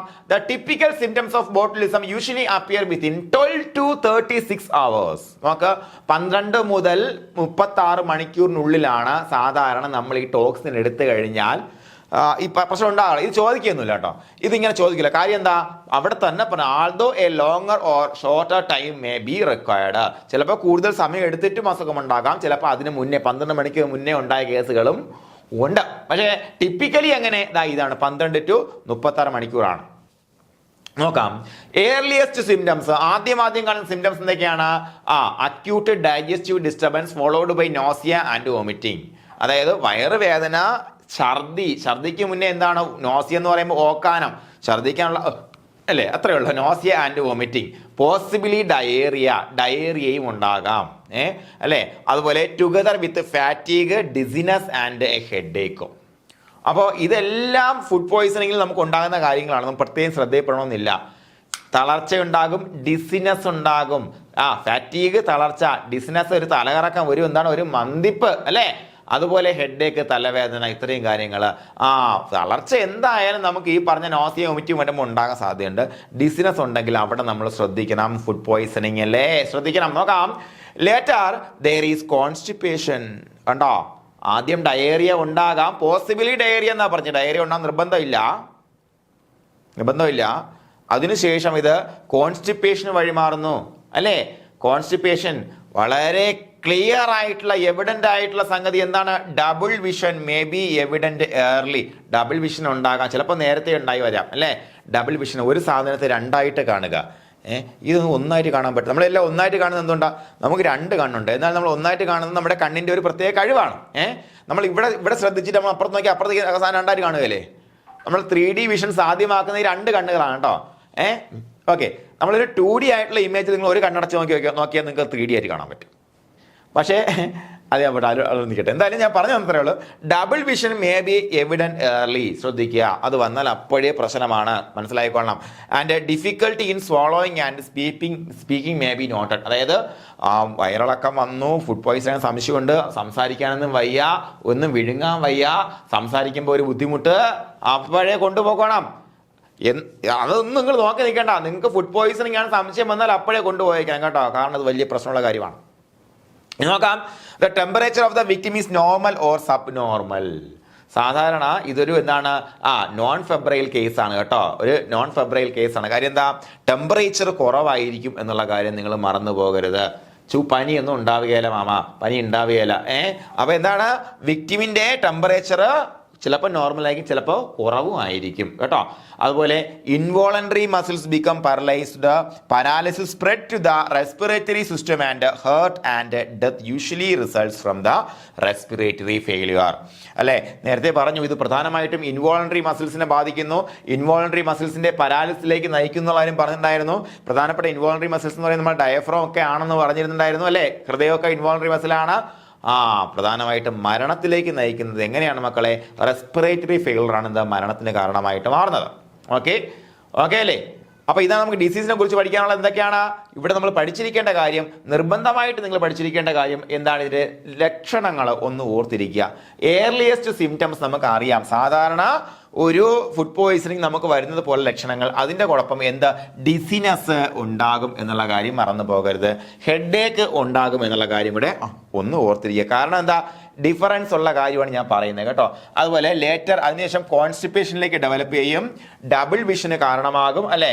അതുപോലെ എന്താണ്, difficulty in swallowing and speaking, സംസാരത്തിലും സ്വോളോയിങ്ങിനൊക്കെ ഡിഫിക്കൽട്ടി ഫീൽ ചെയ്യും. അതിനുശേഷം ശ്രദ്ധിക്കൂ, ടെമ്പറേച്ചർ ഇപ്പോൾ നോക്കുമ്പോൾ എന്തായിരിക്കും, നോർമൽ അല്ലെങ്കിൽ സബ് നോർമലായി കുറവായിരിക്കും. അതുപോലെ ഇൻവോളണ്ടറി മസിൽസിന്റെ പാരാലിസിസ് ആണ് ഡെത്തിലേക്ക് നയിക്കുന്നത്. കോമൺ റീസൺ എന്താണ് മക്കളെ, റെസ്പിറേറ്ററി സിസ്റ്റത്തിനെ ബാധിക്കും, റെസ്പിറേറ്ററി ഫെയിലിയർ. ഓക്കെ അല്ലേ. ഇതാണ് ഡിസീസിനെ കുറിച്ച് അറിഞ്ഞിരിക്കേണ്ടത്. ഇതിന്റെ ട്രീറ്റ്മെന്റ് ഓൺലി നോൺ മെത്തേഡ് എന്താണ്, സക്സസ്ഫുൾ ട്രീറ്റ്മെന്റിന്റെ ഒറ്റ മെത്തേഡ് മാത്രമേ ഉള്ളൂ. എന്താണ് മക്കളെ, ഇതൊരു ആന്റിജനിക് പ്രോപ്പർട്ടി ഉള്ള സാധനം കേട്ടോ. നമ്മുടെ ശരീരത്തിൽ വന്നു കഴിഞ്ഞാൽ അതിന് പ്രതിവിധിയായിട്ടുള്ള ആന്റിബോഡീസിനെ ഉൽപ്പാദിപ്പിക്കും. ഓക്കെ, അപ്പൊ ഇവിടെ എന്താണ് ട്രീറ്റ്മെന്റ്, എന്താണ് പറ, ആന്റിടോക്സിന്റെ അഡ്മിനിസ്ട്രേഷൻ മാത്രമാണ് ഒരു പ്രധാനപ്പെട്ട ചികിത്സ എന്ന് പറയുന്നത്. അൺഫോർച്ചുനേറ്റ്ലി, നിർഭാഗ്യവശാൽ ഇതിന്റെ ശരിക്കുള്ള ലക്ഷണങ്ങളെ കാണിച്ചു തുടങ്ങിയിട്ട് ഇത് കൊടുത്തിട്ട് വലിയ കാര്യമൊന്നും ഇല്ല എന്നുള്ളതാണ്. അതായത് നമ്മുടെ ഈ പറഞ്ഞ ഈ മസിൽസിനെയൊക്കെ ഇത് ബാധിച്ചു തുടങ്ങിയാൽ, അതായത് നമ്മുടെ ഇൻവോളണ്ടറി മസിൽസിനെയൊക്കെ ബാധിച്ചു തുടങ്ങിക്കഴിഞ്ഞാൽ പിന്നെ വലിയ കാര്യമൊന്നുമില്ല. എന്നാൽ കൂടിയും നമുക്ക് എന്ത് ചെയ്യണം, എത്രയും പെട്ടെന്ന് നമ്മളിത് കണ്ടെത്തുന്നോ, ഇത് ബോട്ടിലിസമാണ് സംശയിക്കുന്നോ, അത്രയും പെട്ടെന്ന് ആന്റിടോക്സിൻ കൊടുത്താൽ it is evident that will be helpful അല്ലെ. അത് ഹെൽപ്ഫുൾ ആയിരിക്കും എന്നുള്ള എവിഡൻസുകൾ ഉണ്ടാവും. ഏർലിയസ്റ്റ് പോസിബിൾ മൊമെന്റിൽ എന്ത് ചെയ്യണം, കൊടുക്കണം എന്നുള്ളതാണ്. ഓക്കെയാണ് പറഞ്ഞത്. അപ്പൊ ട്രീറ്റ്മെന്റ് എന്ന ഒറ്റ കാര്യമുള്ള എന്താണ്, ആന്റിടോക്സിൻ ആണ് ട്രീറ്റ്മെന്റ്. അതുകൊണ്ടാണ് ഞാൻ പറഞ്ഞത് ഇത് വളരെ അറ്റ്മോസ്റ്റ് ഇമ്പോർട്ടൻസ് ഉള്ള അസുഖമാണെന്നുള്ള ഞാൻ പറഞ്ഞത്. ഇനിയും ഉണ്ട് വേറെ ട്രീറ്റ്മെന്റ്സ് മറ്റുള്ള, അതിനകത്ത് ഞാൻ പറഞ്ഞില്ലേ ആർട്ടിഫിഷ്യൽ റെസ്പിറേഷൻ. കാരണം എന്താ, റെസ്പിറേറ്ററി ഫെയിലിയറാണ് മരണത്തിന് കാരണമാകുന്നത്. ആർട്ടിഫിഷ്യൽ റെസ്പിറേഷൻ കൊടുക്കാം, കൃത്രിമ ശ്വാസം കൊടുത്ത് നിർത്താം അല്ലേ. അതുപോലെ കീപ്പിംഗ് ദ പേഷ്യന്റ് ക്വയറ്റ്, അതായത് പേഷ്യന്റ് വലിയ പ്രശ്നമൊന്നും ഉണ്ടാകാതെ ക്വയറ്റായിട്ട് മെയിൻറ്റെയിൻ ചെയ്യുന്നത് എന്തിനു സഹായിക്കും. അതുപോലെ ഫ്ലൂയിഡ് ബാലൻസ് മെയിൻറ്റെയിൻ ചെയ്യുക. കാരണം എന്താണ്, നമുക്ക് നേരത്തെ എന്തായാലും ഛർദി ഉണ്ടായിരുന്നു, വയറിളക്കം ഉണ്ടായിരുന്നു. മാത്രമല്ല ഈ ഫ്ലൂയിഡ് ബാലൻസ് മെയിൻറ്റെയിൻ ചെയ്ത് നമുക്ക് ഇഷ്ടംപോലെ ഫ്ലൂയിഡ് നമ്മുടെ ശരീരത്തിലേക്ക് വന്നാൽ മാത്രമേ നമുക്കുമായിട്ടുള്ള യൂറിനേഷൻ നടക്കത്തുള്ളൂ അല്ലേ. യൂറിനേഷനോ അല്ലെങ്കിൽ നമ്മുടെ കിഡ്നിയുടെയൊക്കെ വ്യക്തമായിട്ടുള്ള പ്രവർത്തനം ഉണ്ടെങ്കിൽ മാത്രമേ ഈ സാധനമെല്ലാം നമ്മുടെ ശരീരത്തിൽ എലിമിനേറ്റ് ആയി പോകത്തുള്ളൂ. On the due course time run ചെയ്യുമ്പോഴത്തേക്കും നമുക്ക് ഈ സാധനം നമ്മുടെ ശരീരത്തിൽ നിന്ന് പോകണം. അതൊക്കെ ട്രീറ്റ്മെന്റ് ആയിട്ട് പറയുകയില്ല, എന്നാലും ഇതൊക്കെ അതിനകത്ത് വരുന്നുണ്ട്. പക്ഷെ മെയിൻ സാധനം എന്താണ്, ആന്റിടോക്സിൻ ആണ്. അതും എത്രയും പെട്ടെന്ന് കൊടുക്കണം അല്ലെ. അതായത് ശരിക്കും ഇതിന്റെ എല്ലാ സിംറ്റവും കാണിച്ചിട്ട് ആന്റിടോക്സിൻ കൊണ്ട് കൊടുത്തിട്ട് കാര്യമില്ല. എന്നാലും ദ ഏർലിയസ്റ്റ് പോസിബിൾ മൊമെന്റിൽ നമ്മൾ എന്ത് ചെയ്യണം, ആന്റിടോക്സിൻ കൊടുത്തിരിക്കണം എന്നുള്ളതാണ്. ഇനി ഔട്ട് ബ്രേക്കുകളെ തടയാൻ വേണ്ടി നമുക്ക് എന്തൊക്കെ ചെയ്യാൻ പറ്റും നോക്കാം. ഒന്ന്, use of approved heat process for canned foods. നമുക്ക് അപ്രൂവ്ഡ് ആയിട്ടുള്ള ഹീറ്റ് പ്രോസസ്സുകൾ നമ്മൾ ക്യാൻഡ് ഫുഡിന് ഉപയോഗിക്കണം. അതുപോലെ റിജക്ഷൻ ഓഫ് ആൾ ഗ്യാസി അല്ലെങ്കിൽ സൊള്ളൻ ഓർ അതർവൈസ് സ്പോയിൽഡ് ക്യാൻഡ് ഫുഡ്സ്. അപ്പോൾ നമ്മൾ ക്യാൻഡ് ഫുഡ് എടുത്താൽ അതിന് സൊള്ളനായിരിക്കണം, ഗ്യാസി ആയിട്ടിരിക്കും, ഗ്യാസ് എറിഞ്ഞ് നമ്മൾ അപ്പോഴേ കളയണം. അതുപോലെ refusal even to taste a doubtful food. ഇത് ഡൗട്ട് ഉണ്ട്, ഇത് നശിച്ചു പോയോ, കുഴപ്പം, ഞാൻ ഇപ്പൊ നോക്കിയിട്ട് തൊട്ട് നാക്കിൽ വെക്കരുത്. ഓക്കെ. അതുപോലെ avoidance of food that have been cooked held and not well reheated. അതായത് നമ്മൾ കുക്ക് ചെയ്ത് വെച്ചതിന് ശേഷം കുറേ നേരം അത് റൂം ടെമ്പറേച്ചറിൽ ഇരുന്നു അതിനെ പിന്നെ റീഹീറ്റ് ചെയ്യാതെ ഉപയോഗിക്കരുത്. അതുപോലെ boiling of A suspected food for at least 15 minutes. അപ്പോൾ എന്താണ്, എന്തെങ്കിലും ചെറിയ സംശയം തന്നെ ഉണ്ടെന്ന് വെച്ചാൽ, സംശയം എന്ന് പറയുമ്പോഴത്തേക്കും മണം കൊണ്ടോ ഗന്ധം കൊണ്ടോ ടേസ്റ്റ് കൊണ്ടോ ആണെങ്കിൽ കളഞ്ഞേക്കണം. എന്തായാലും ഇത്ര നേരം ഇരുന്നതല്ലേ, ഒന്ന് കഴിച്ചു ചൂടാക്കിയിട്ട് തന്നെ കഴിക്കുക. അതുപോലെ to this list might be added avoidance of raw or pre-cooked foods that have been frozen, thawed and held at room temperature. ഇതിനോടൊപ്പം ഒരു കാര്യം നമുക്ക് ആഡ് ചെയ്യാം. എന്താ, ഒന്നുകിൽ കുക്ക് ചെയ്ത ഫുഡായിരിക്കാം, അല്ലെങ്കിൽ റോ ഫുഡായിരിക്കാം. അതിന് നമ്മൾ ഫ്രീസ് ചെയ്തെന്ന് വെച്ചോളൂ. നമ്മൾ ഫ്രീസ് ചെയ്ത് നമ്മൾ ഫ്രീസർ വെച്ചിട്ടുണ്ടായിരുന്നു. അതിനുശേഷം നമ്മൾ പുറത്തെടുത്തു, തോ ചെയ്തു. തോയിങ് എന്ന് നമുക്കറിയാം എന്താണ്, ഒരു ഫ്രീസ് ആയിട്ടുള്ള സാധനത്തിനെ റൂം ടെമ്പറേച്ചറിലേക്ക് കൊണ്ടുവരുന്ന രീതിയാണ് തോയിങ് എന്ന് പറയുന്നത്. എയർ തോ ചെയ്യാം, വാട്ടർ തോ ചെയ്യാം. വാട്ടറിലിട്ട് നമ്മൾ തോ ചെയ്യാറില്ലേ, നമ്മൾ ചിക്കനൊക്കെ ഫ്രീസ് ചെയ്താൽ വാട്ടറിലിട്ടിട്ട് വെള്ളത്തിൽ ഇടുമ്പോഴത്തേക്ക് അത് ഇങ്ങനെ നമ്മുടെ ടെമ്പറേച്ചർ മാറി വരും, ഐസൊക്കെ മാറി വരും. അത് തോയിങ് എന്ന് പറയുന്നത്. അപ്പോൾ അങ്ങനെ തോ ചെയ്തതിന് ശേഷം റൂം ടെമ്പറേച്ചറിൽ മെയിൻറ്റെയിൻ ചെയ്ത് കഴിഞ്ഞാൽ അതിനെ എന്ത് ചെയ്യണം, അവോയ്ഡ് ചെയ്യണം എന്നുള്ളതാണ്. ഓക്കെയാണ് പറഞ്ഞത്. അപ്പോൾ പ്രിവെൻഷൻ ഓഫ് ഔട്ട് ബ്രേക്സ് നമ്മൾ എന്തെല്ലാം ശ്രദ്ധിക്കണം എന്ന കാര്യം പറഞ്ഞു. ഇനി നമുക്ക് ഒരു കാര്യം നോക്കാം മക്കളെ, എന്താണ് സ്മോക്ക്ഡ് ഫിഷിന്റെ കാര്യം നമ്മൾ ഫ്രേസർ ടെക്സ്റ്റിൽ പ്രത്യേകിച്ച് പറയുന്നുണ്ട്. സ്മോക്ക്ഡ് ഫിഷ് എന്ന് പറയുമ്പോഴത്തേക്കും നമ്മൾ ഈ സ്മോക്ക് ചെയ്ത് കഴിക്കുന്ന സാധനമല്ല കേട്ടോ. അതായത് നമ്മൾ സ്മോക്കിംഗ് എന്ന് പറയുന്ന ഒരു കുക്കിംഗ് മെത്തേഡ് ഉണ്ട്, അതല്ല ഉദ്ദേശിക്കുന്നത്. ഇത് നമ്മുടെ ക്യൂറിംഗ് മെത്തേഡ് ഉണ്ടല്ലോ, സ്മോക്കിങ്ങിന്റെ ഒരു ക്യൂറിംഗ് മെത്തേഡ് ഉണ്ടല്ലോ. അതായത് പുകയുടെ ഇട്ടിട്ട് ഇതിനെ എന്താണ് അതിന്റെ ഡീഹൈഡ്രേഷൻ ചെയ്തെടുക്കുന്ന ഒരു മെത്തേഡ്. അപ്പോൾ അങ്ങനെ ചെയ്യുമ്പോഴത്തേക്കും അതിൽ നമ്മൾ ചെയ്തിരിക്കുന്ന പ്രധാനപ്പെട്ട കാര്യങ്ങൾ, കാരണം ഇത് ഒരു വളരെ വെൽ റിപ്പോർട്ട് ആയിട്ടുള്ള കേസാണ് കേട്ടോ. നോക്കാം. Good sanitation be maintained throughout the production and handling. അത് ചെയ്യുമ്പോഴത്തേക്കും കംപ്ലീറ്റ് കാര്യങ്ങളിൽ നല്ല സാനിറ്റേഷൻ കൊണ്ടുവരണം. അതുപോലെ during smoking or thereafter the fish be heated to at least 82 degree centigrade for 30 minutes. നോക്കുക, 30 മിനിറ്റ് നേരത്തേക്ക് 80 ഡിഗ്രി സെന്റിഗ്രേഡിന് ചൂടാക്കിയിരിക്കണം എന്നുള്ള കാര്യമാണ്. 82 ഡിഗ്രി സെന്റിഗ്രേഡിനെ ചൂടാക്കിയിരിക്കണം. ഓക്കെ. അതുപോലെ എന്താണ്, the fish be frozen immediately after packaging and kept frozen. അതായത് പാക്കേജ് ചെയ്ത് കഴിഞ്ഞാൽ അതിനെ കറക്റ്റായിട്ട് ഫ്രീസ് ചെയ്യണം. അതുപോലെ all packages be marked perishable keep frozen. അല്ലേ, ഞാൻ നേരത്തെ പറഞ്ഞു ഫിഷ് അതുപോലെ മീറ്റ് എന്നൊക്കെ പറയുമ്പോൾ ലോ ആസിഡിക് ഫുഡ്സ് ആണല്ലേ. അത് ഭയങ്കര വൾണറബിൾ ആണ് നമ്മുടെ ഈ പറഞ്ഞ ക്ലോസ്ട്രീഡിയത്തിന്.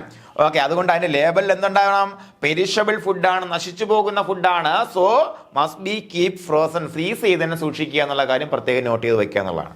ഇവിടെ ശ്രദ്ധിക്കേണ്ട കാര്യം എന്താണ്, സ്മോക്ക്ഡ് ഫിഷിനെ പ്രിവെന്റ് ചെയ്യണമെന്നുണ്ടെങ്കിൽ, ബോട്ടിൽസ് നിന്ന് പ്രിവെന്റ് ചെയ്യണമെന്നുണ്ടെങ്കിൽ 82 ഡിഗ്രി സെന്റിഗ്രേഡിൽ 30 മിനിറ്റ് ചൂടാക്കണം. എങ്ങനെ, ഒന്നുകിൽ ഡ്യൂറിങ് ഹീറ്റിംഗ് അല്ലെങ്കിൽ ഡ്യൂറിങ് സ്മോക്കിംഗ് അല്ലെങ്കിൽ അതിന് ശേഷം അല്ലേ. അപ്പോൾ അതുപോലെ ഈ ഒരു പാക്കേജിന്റെ കാര്യങ്ങൾ നിങ്ങൾ കൃത്യമായിട്ട് ഓർത്ത് വയ്ക്കുക, ഫ്രീസ് ചെയ്ത് തന്നെ സൂക്ഷിക്കാം. ഓക്കെ. ഇനി നമുക്ക് ഇൻഫന്റ് ബോട്ടിൽസ് നോക്കാം. ഇൻഫന്റ് ബോട്ടിൽസ് ഞാൻ തുടക്കത്തിൽ പറഞ്ഞാണ്, നമ്മുടെ SIT നേരത്തെ റിപ്പോർട്ടർ കേസ് ഉണ്ടായിരുന്നു ഇൻഫന്റ് ബോട്ടിൽസിന്റെ അല്ലേ. അല്ലേടാ, നേരത്തെ നമ്മൾ പറഞ്ഞു കഴിഞ്ഞാണ് അല്ലേ. നോക്കാം, എന്തായാലും അവസാനം നോക്കാം.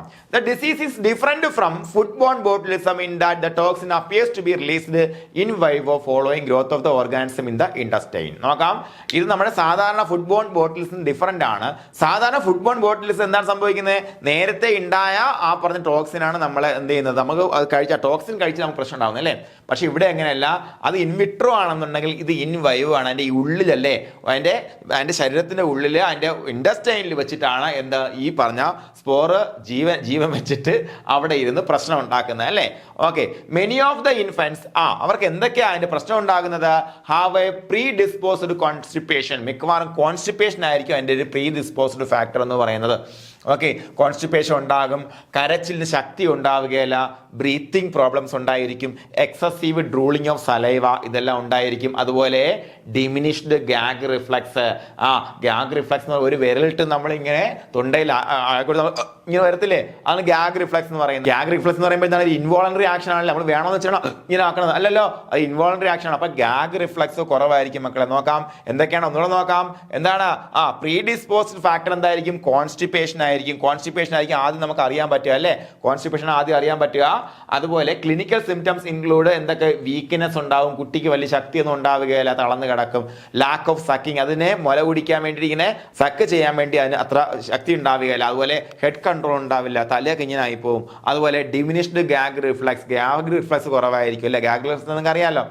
ഓക്കെ, അതുപോലെ എക്സസീവ് ഡ്രോളിംഗ് ഓഫ് സലൈവ ഉണ്ടായിരിക്കും, ബ്രീത്തിങ് പ്രോബ്ലംസ് ഉണ്ടായിരിക്കും, കരച്ചിൽ എന്നൊരു ശക്തി ഉണ്ടാവുകയില്ല. ഇത്രയും കാര്യങ്ങളാണ് ഇൻഫന്റ് ബോട്ടിലിസത്തിന് കാരണമാകുന്നത്. വ്യത്യാസം ഇതാണ്, സാധാരണ നമ്മുടെ ബോട്ടിലിസത്തിന്റെ ടോക്സിൻ ഇൻവിട്രോ ആയിട്ട് അത് ഉൽപ്പാദിപ്പിക്കുക, അതിനുശേഷം നമ്മൾ ആക്സിഡന്റലി എങ്ങനെ അല്ലെങ്കിൽ കഴിക്കുകയും ചെയ്യുമ്പോഴാണ് നമുക്ക് അസുഖം ഉണ്ടാകുന്നത്. ഇതെന്താണ്, ഇൻവൈവോ, ഇതിന്റെ ശരീരത്തിന് ഉള്ളിൽ തന്നെ അല്ലേ, ഉള്ളിൽ തന്നെ എവിടെ നമ്മുടെ ഇൻഡസ്റ്റൈനിൽ ഈ സാധനം വളർന്നിട്ടാണ് ഈ ടോക്സിൻ ഉണ്ടാക്കുന്നത്. ഓക്കെയാണ്. ഇനി നമുക്ക് നേരെ ക്വസ്റ്റ്യൻസിലേക്ക് പോകാം. What does the Latin word botulus means? Botulus എന്ന് പറയുന്ന ലാറ്റിൻ വേർഡ് കൊണ്ട് എന്താണ് അർത്ഥമാക്കുന്നത്? നമുക്ക് ഈ ഒരു ക്ലാസ് കാക്കാതെ അല്ലെങ്കിൽ ചരിത്രം വായിക്കാതെ പോയി കഴിഞ്ഞാൽ ഉറപ്പായിട്ട് നമുക്ക് തെറ്റ് വരാൻ സാധ്യതയുണ്ടല്ലേ. സോസേജ് ആണെന്ന് പലപ്പോഴും നമുക്ക് ഓർമ്മയിൽ വരാൻ സാധ്യതയില്ല. സോസേജ് അതിൻ്റെ അർത്ഥം അല്ലെ, ആൻസർ ചെയ്യാം. ഓക്കെ, അതുപോലെ how can botulism occur apart from food contamination? Food contamination അല്ലാതെ എങ്ങനെയൊക്കെ ബോട്ടിലിസം വരാൻ നോക്കാം. ത്രൂ കോണ്ടാക്ട് വിത്ത് ആനിമൽസ് വരാറില്ല അല്ലേ, വൂണ്ട് കണ്ടാമിനേഷൻ വരാറുണ്ട്. അതുപോലെ കണ്ടാമിനേറ്റ് വാട്ടർ കുടിച്ചാൽ വരാറില്ല, എയർ പൊല്യൂഷൻ വഴി അങ്ങനെ വരാറില്ല. പിന്നെ വരുന്നത് എന്തൊക്കെയാണ്, വൂണ്ട് കണ്ടാമിനേഷൻ വരാറുണ്ട്. പിന്നെ എന്താണ്, നമ്മുടെ കുട്ടികളെ സംബന്ധിച്ച് അല്ലേ ഇൻഫന്റ് ബോട്ടിലിസം. പിന്നെ ബോട്ടോക്സ് അയാട്രോജനിക് അല്ലേ, അയാട്രോജനിക് ആയിട്ടും വരാറുണ്ട് എന്നുള്ളതാണ് അല്ലേ. ഇവിടെ എന്താ പറഞ്ഞിരിക്കുന്നത്, വൂണ്ട് കണ്ടാമിനേഷൻ മാത്രമേ അടുത്ത് വരുന്നുള്ളൂ. ഇനി നോക്കാം, iatrogenic botulism is caused by, എന്താണ് അതിന്റെ കാരണം എന്ന് പറയുമ്പോഴത്തേക്കും മെഡിക്കൽ ട്രീറ്റ്മെന്റ് തന്നെയാണ് എന്ത്, അയാട്രോജനിക് ബോട്ടിലിസത്തിന്റെ കാരണം. ഓക്കെ, അതുപോലെ which environment is most favourable for the bacteria causing food borne botulism? ഏതാണ് ഏറ്റവും ഇതിനകത്ത് ഫുഡ് ബോൺ ബോട്ടിലിസം ഉണ്ടാക്കുന്ന ബാക്ടീരിയക്ക് ഏറ്റവും കൂടുതൽ ഫേവറബിൾ ആയിട്ടുള്ള ഒരു കണ്ടീഷൻ മക്കളെ നോക്കാം. എന്താണ്, ഹൈ ഓക്സിജൻ അല്ല, കാരണം അതൊരു ഒബ്ലിഗേറ്റ് അനേറോബ് ആണല്ലേ. അതുപോലെ പിന്നെന്താ പറഞ്ഞിരിക്കുന്നത്, അതുപോലെ low oxygen, high moisture, low temperature, ഇത്രയും കാര്യം പറഞ്ഞിരിക്കുന്നു. എന്താണ് മോസ്റ്റ് ഫേവറബിൾ ചോദിച്ചിരിക്കുന്നത് അല്ലേ, മോസ്റ്റ് ഫേവറബിൾ. ഇവിടെ നമുക്ക് മോസ്റ്റ് ഫേവറബിൾ എടുക്കുമ്പോൾ ബി മാത്രമാണ് അല്ലേ, ബി മാത്രമാണ്. കാര്യം എന്താ, ലോ ഓക്സിജൻ, ഓക്സിജൻ ഇൻടോളറൻസ് ഉണ്ട് അതിന് അല്ലേ. ഹൈ മോയ്സ്ചർ മാത്രം പോരാ, ഹൈ മോയ്സ്ചർ അതിനെ സഹായിക്കും ശരിയാണ്. ഓക്കെ, പക്ഷേ ഇവിടെ ലോ ഓക്സിജൻ ഉള്ളത് കൊണ്ട് തന്നെ മോസ്റ്റ് ഫേവറബിൾ കണ്ടീഷൻ എന്ന് പറയുമ്പോഴത്തേക്ക് മക്കളെ ഏതാണ്, ലോ ഓക്സിജൻ ആണ്. ഓക്കെ, അപ്പൊ ബി ആണ് അതിന്റെ ഉത്തരം. അതുപോലെ what type of bacteria means Clostridium botulinum, എങ്ങനെയുള്ള ടൈപ്പ് ആണ് നോക്കാം. ഗ്രാം പോസിറ്റീവ് ആണ് പഠിച്ചിട്ടുണ്ട് നമ്മളല്ലേ. അതുപോലെ എന്തുണ്ട്, പെട്രീഷ്യസ് ഫ്ലജല്ല ഉണ്ടല്ലേ, മൊട്ടൈലായിട്ടുള്ള ബാക്ടീരിയ ആണ്. ഫ്ലജല്ലയുടെ കാര്യമൊക്കെ വ്യക്തമായിട്ട് പഠിച്ചിട്ടുണ്ട്. ഗ്രാം നെഗറ്റീവ് ഇതെല്ലാം ഓപ്ഷൻ തെറ്റി, ഗ്രാം പോസിറ്റീവ് നോൺ മോട്ടൈൽ അവിടെ തെറ്റി, എയറോബിക് അല്ല അല്ലേ. ഗ്രാം നെഗറ്റീവ് മോട്ടൈൽ എയറോബിക് അതൊക്കെ തെറ്റാണ്. ശരിയായ ഉത്തരം എന്താണ്, ബി ആണ് അല്ലേ. ഓക്കെ, അതുപോലെ how many types of clostridium botulinum are distinguished based on serological specificity of the toxins? എത്ര, 7 ആണ് കേട്ടോ, 7 ആണ്. 8 ഇവിടെ കിടപ്പുണ്ട്, C1 ആൻഡ് C2 അങ്ങനെ ഇവിടെ ഉണ്ട്. പക്ഷേ നമുക്ക് 7 മാത്രമേ, നമുക്ക് ഫ്രേസർ ടെക്സ്റ്റ് പ്രകാരം 7 നമ്മൾ എഴുതിയാൽ മതി കേട്ടോ, 7 എഴുതിയാൽ മതി. ഓക്കെ, C1 ഉം C2 അങ്ങനെ ഒരു ചെറിയ ഡിസ്റ്റിങ്ഷൻ കൂടെ ഉണ്ട്. ഓക്കെ, എന്തായാലും which type of Clostridium botulinum toxin is more toxic to human being? ഒറ്റ ഉത്തരം എ അല്ലേ, എ ആണ് ഏറ്റവും കൂടുതൽ ടോക്സിക് ആയിട്ടുള്ളത് അല്ലേ. അതുപോലെ which type of Clostridium botulinum toxin causes botulism in animals but not in humans അല്ലേ. ആനിമൽസിൽ മാത്രം അസുഖം ഉണ്ടാക്കുന്ന ഏതാണ് മക്കളെ, സി ആണ് അല്ലേ. അതുപോലെ dash type of Clostridium botulinum toxin commonly associate with forage poisoning? Forage എന്താണ്, ടൈപ്പ് ഡി ആണല്ലേ, ടൈപ്പ് ഡി ആണ്. ഓക്കെ, അതുപോലെ from which source is type E clostridium botulinum toxin chiefly obtained? എവിടെ മക്കളെ, ഫിഷ് ആൻഡ് ഫിഷ് പ്രോഡക്ട്സ് അല്ലേ. Fish and fish products നമ്മൾ clear ആയിട്ട് പറഞ്ഞിട്ടുണ്ട് അല്ലേ. ഈ വൈറ്റമിന്റെ പേരൊക്കെ വെച്ച് നമ്മൾ പെട്ടെന്ന് ഓർത്തെടുക്കാൻ ശ്രമിച്ചു. ഫിഷ് ആൻഡ് ഫിഷ് പ്രോഡക്റ്റ് കണ്ടതാണ് ടൈപ്പ് ഇ ഓർത്തോണം. ഓക്കെ, അതുപോലെ the country in which type F Clostridium botulinum toxin has been isolated from? എവിടെ, ഡെൻമാർക്കിൽ നിന്ന് ഐസൊലേറ്റ് ചെയ്യുന്ന ഒറ്റ വ്യത്യാസം മാത്രമേ ഉള്ളൂ, അല്ലാതെ വലിയ വ്യത്യാസങ്ങളൊന്നും ഇല്ലാന്ന് പഠിച്ചാണല്ലേ. ഓക്കെ, അതുപോലെ what kind of bacterium is Clostridium botulinum in terms of shape and characteristics? എന്താണ്, സ്ഫെറിക്കൽ ആണോ, അല്ല, റോഡ് ഷേപ്പ് ആണ്, ഗ്യാസ് ഫോമിംഗ് ആണ്, സ്പോർ ഫോമിംഗ് ആണ്, ഒരു സംശയമില്ല കാര്യത്തിൽ അല്ലേ. ഓക്കെ, അപ്പൊ ബി ആണ് ഉത്തരം. അതുപോലെ which type of clostridium botulinum toxin is the most potent neurotoxin? ഏറ്റവും മോസ്റ്റ് പൊട്ടന്റ് ന്യൂറോടോക്സിൻ ആണ് മക്കളെ ടൈപ്പ് എ ആണ് അല്ലേ, ടൈപ്പ് എ ആണ് മോസ്റ്റ് പൊട്ടന്റ് ന്യൂറോടോക്സിൻ. അതുപോലെ പ്രസ്താവന ചോദ്യം നോക്കാം. Find out the statement of statement that is correct from below. താഴെ തന്നിരിക്കുന്ന ശരിയായ പ്രസ്താവന കണ്ടെത്താൻ പറഞ്ഞിരിക്കുന്നു. The word botulism is derived from the Latin word botulus which means sausage. ശരിയായ ഉത്തരം. എന്തൊക്കെയാണ് പറഞ്ഞിരിക്കുന്നത്? ലാറ്റിൻ വേർഡാണ്, ജർമ്മൻ എന്നല്ല പറഞ്ഞിരിക്കുന്നത്. ലാറ്റിൻ വേർഡ് ബോട്ടുലസ് എന്ന് പറഞ്ഞിരിക്കുന്നു, അതിന്റെ അർത്ഥം സോസേജ് എന്ന് പറഞ്ഞിരിക്കുന്നു. അതുപോലെ botulism is caused by the injection of food containing the neurotoxin produced by clostridium botulinum which is a facultative anaerobic organism. തെറ്റിപ്പോകാൻ സാധ്യതയുണ്ട് അല്ലേ. ഫാക്കൽറ്റേറ്റീവ് അനൈറോബ് അല്ലത്, ഇത് ഫാക്കൽറ്റേറ്റീവ് അനൈറോബ് അല്ല, ഒബ്ലിഗേറ്റ് ആണല്ലേ, ഒബ്ലിഗേറ്റ് അനൈറോബ് ആണ്. ഇത്രയും വായിക്കുമ്പോൾ ശരിയാണല്ലോ, അനൈറോബ് ആണല്ലോ എന്ന് കരുതി നമ്മൾ അത് ശരിയിട്ട് ആൾ ഓഫ് ദ എബോവിലിട്ട് പോകാൻ പാടില്ലല്ലേ. ആൾ ഓഫ് ദ വോണ്ടഡ് ഓപ്ഷനിൽ ഇല്ലല്ലേ. ഓക്കെ, ഏതാ ശരി ഉത്തരം? 1 and 3 ആണ്. നോക്കുക, botulism can occur as a result of food or wound contamination. Food or wound contamination വഴി ബോട്ടുലിസം ഉണ്ടാകാം എന്ന് പറഞ്ഞിരിക്കുന്നു. അത് രണ്ടും ശരിയാണ്. അപ്പൊ ഏതാ ഉത്തരം? സി ആണ്, 1 and 3 അല്ലേ. ഓക്കെ, അതുപോലെ find out the statement of statements correct from below. വീണ്ടും ശരിയായത് വെച്ചിരുന്നു. Infant botulism occurs when bacterial spores grow in the intestines of infants or infants get infection from cut wounds. തെറ്റി അല്ലേ. ഇതുവരെ ശരിയാണ്, ഇതും കൂടെ വന്നപ്പോഴത്തേക്കും പ്രസ്താവന തെറ്റായി. അതുപോലെ iatrogenic botulism is caused by inhalation of bacterial spores that may present in the hospital settings. അത് നോക്ക്, iatrogenic botulism is caused by the inhalation of bacterial spores എന്ന് പറഞ്ഞിരിക്കുന്നു. അല്ല, തെറ്റി, അവിടെ തന്നെ തെറ്റിയല്ലേ. മാത്രമല്ല നോക്ക്, ഹോസ്പിറ്റൽ സെറ്റിംഗ്സ് എന്ന് പറഞ്ഞിരിക്കുന്നു. ഹോസ്പിറ്റൽ സെറ്റിംഗ്സിൽ കിട്ടുന്ന അസുഖങ്ങൾ നമ്മൾ എന്തെന്ന് വിളിക്കുക? നോസോകോമിയൽ ഇൻഫെക്ഷൻ എന്നാ വിളിക്കല്ലേ. അയാട്രോജനിക് എന്നല്ലേ വിളിക്കുന്നത്. അയാട്രോജനിക് എന്താണ് മക്കളെ? ട്രീറ്റ്മെന്റിന്റെ ഭാഗമായിട്ട് അല്ലെങ്കിൽ ഫിസിഷ്യൻ ഇൻഡ്യൂസർ എന്ന് പറയാം അല്ലെ. ട്രീറ്റ്മെന്റിന്റെ ഭാഗമായിട്ട് നമ്മൾ ഉദ്ദേശിക്കാത്ത ഒരു തരത്തിലുള്ള അസുഖമോ വേറെ എന്തെങ്കിലും ഡെവലപ്പ് ചെയ്താൽ നമ്മൾ എന്ത് വിളിക്കും? അയാട്രോജനിക് ഇൻഫെക്ഷൻ എന്ന് വിളിക്കും കേട്ടോ. അതുപോലെ type E clostridium botulinum toxin is toxic to human and is primarily obtained from fish and fish products. പക്കാ ശരിയായ പ്രസ്താവനയാണ്. അപ്പൊ ഏതാ കറക്റ്റ് ഏതാ മക്കളെ? ഓൺലി 3 ആണ് ഉത്തരം അല്ലേ. ഓൺലി 3 ആണ് ഉത്തരം. ഓക്കെ. അതുപോലെ which strains are included in group 1 of clostridium botulinum? ഏതാണ്? Proteolytic strains. പെട്ടെന്ന് നമുക്ക് ഉത്തരം കിട്ടിയല്ലേ. ഏതാണ്? Proteolytic strains. Group 2 non proteolytic ആണ് അല്ലേ. ഓക്കെ, അപ്പൊ എന്താണ്? Proteolytic strains of B and F and all type of strains അല്ലേ. അതുപോലെ which characterises group 2 of clostridium botulinum strains? എന്താണ്? നോൺ പ്രോട്ടിയോളിറ്റിക് സ്ട്രെയിൻസ് അല്ലേ. വളരെ ഡയറക്റ്റ് ക്വസ്റ്റ്യൻ ആണ്, ഡയറക്റ്റ് ആൻസർ ആണ്, നമുക്കറിയാം. അതുപോലെ which group includes type C and D of clostridium botulinum? Group 3. അതും എന്താണ്? നോൺ പ്രോട്ടിയോളിറ്റിക് ആണ്, നമുക്കറിയാം. അതുപോലെ how does moisture content affect the production of botulinum toxin? Botulinum ടോക്സിന്റെ പ്രൊഡക്ഷൻ മോയ്സ്ചർ കണ്ടന്റ് എങ്ങനെ ബാധിക്കുന്നു മക്കളെ? Higher moisture content favours the toxin production അല്ലേ. മോയ്സ്ചർ കണ്ടന്റ് കൂടുതലാണെങ്കിൽ ടോക്സിൻ പ്രൊഡക്ഷൻ കൂടുതലായിരിക്കും. The pH level which favours the growth of clostridium botulinum? എന്താണ് ഉത്തരം? നമുക്ക് വളരെ സിമ്പിൾ ആണല്ലോ ഉത്തരം. എന്താണ്? നിയർ ന്യൂട്രൽ pH ആണല്ലേ. നിയർ ന്യൂട്രൽ pH ലാണ് നല്ല ഗ്രോത്ത് ഉണ്ടാകുന്നത് അല്ലേ. അതുപോലെ higher salt content dash the C botulinum? എന്താണ്? ഇൻഹിബിറ്റ്സ് ദ ഗ്രോത്ത് അല്ലേ. അത് സാൾട്ട് കണ്ടന്റ് കൂടുതലാണെന്നുണ്ടെങ്കിൽ അതിന്റെ ഗ്രോത്ത് കുറച്ചു വെക്കും എന്നുള്ളതാണ് മനസ്സിലാക്കാം അല്ലെ. Which food supports botulinum toxin production? Botulinum toxin production support ചെയ്യുന്ന ഫുഡ് ഏതാണ്? Low or medium acid foods like meat and fish അല്ലേ. ഏറ്റവും കൂടുതൽ പ്രശ്നം അതിലാണ് വരുന്നത് അല്ലേ. അതുപോലെ where is the botulinum toxin mostly absorbed in the body? എവിടെയാണ്? സ്മോൾ ഇൻഡസ്ട്രിയിലാണ് ഇത് അബ്സോർബ് ചെയ്യപ്പെടുന്നത് അല്ലേ. അതുപോലെ how long does it take to inactivate type A toxin at 80 degree centigrade? നോക്ക്, 80 ഡിഗ്രി സെന്റിഗ്രേഡിൽ ടൈപ്പ് എ ഇനാക്ടിവേറ്റ് ചെയ്യാൻ 5 മുതൽ 6 മിനിറ്റ് നമ്മൾ ചൂടാക്കിയാൽ മതി അല്ലേ. അതുപോലെ how long does it take inactivate type B toxin? എത്ര? 15 മിനിറ്റ് ചൂടാക്കണം അല്ലേ. 15 മിനിറ്റ്. 10 മുതൽ 15 ഓപ്ഷൻ ഉണ്ട്, കൺഫ്യൂഷൻ വേണ്ട, 15 തന്നെയാണ് എഴുതേണ്ടത് കേട്ടോ.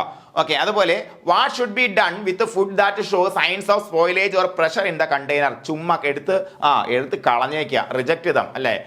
അതുപോലെ the pH value in which the botulinum toxin is unstable. നോക്ക, അൺസ്റ്റേബിൾ എബോവ് 6.8 അറ്റ് 7 എന്ന് കൊടുത്തിരിക്കുന്നത്. അതും ശരിയാണ്, പക്ഷെ ഇവിടെ കൃത്യമായിട്ട് എടുത്തു പറഞ്ഞിരിക്കുന്നു എബോവ് 6.8 വരുമ്പോഴത്തേക്കും ടോക്സിൻ എന്താവും മക്കളെ? അൺസ്റ്റേബിൾ ആവും അല്ലേ. അതുപോലെ which group of C botulinum includes all type of E strains? All type of E strains ഏത് ഗ്രൂപ്പിലാ വരുന്നത്? ഗ്രൂപ്പ് 2 വരുന്നത് അല്ലേ. അതുപോലെ which is the common characteristics of the toxin produced by C botulinum?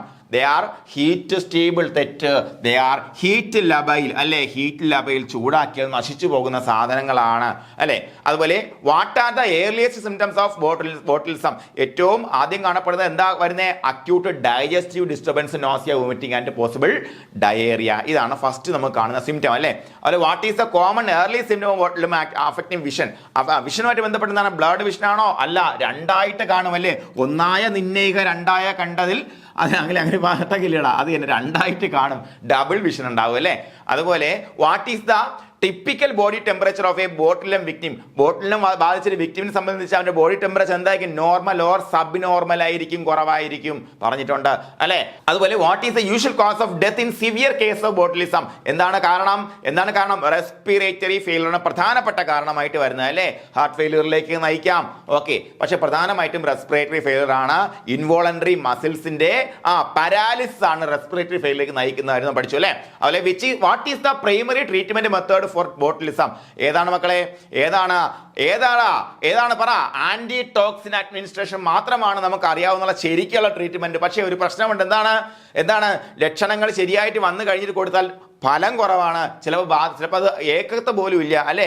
എന്നാലും what ever it may be, ലക്ഷണം കണ്ടു തുടങ്ങിയാലും early as possible കൊടുക്കുക എന്നുള്ളതാണ് നമ്മുടെ ചികിത്സ എന്ന് പറയുന്നത്. അത് കഴിഞ്ഞിട്ട് മാത്രമേ ആർട്ടിഫിഷ്യൽ റെസ്പിറേഷനോ അതുപോലെ ടോക്സിൻ നമ്മുടെ ശരീരത്തിൽ നിന്ന് നീക്കാനുള്ള ശ്രമമൊക്കെ തുടങ്ങിയിട്ട് കാര്യമുള്ളൂ കേട്ടോ, ഓക്കെ. അപ്പൊ എന്താണ്? Anti toxin administration. അതുപോലെ what should be done with gassy or swollen canned foods to prevent botulism?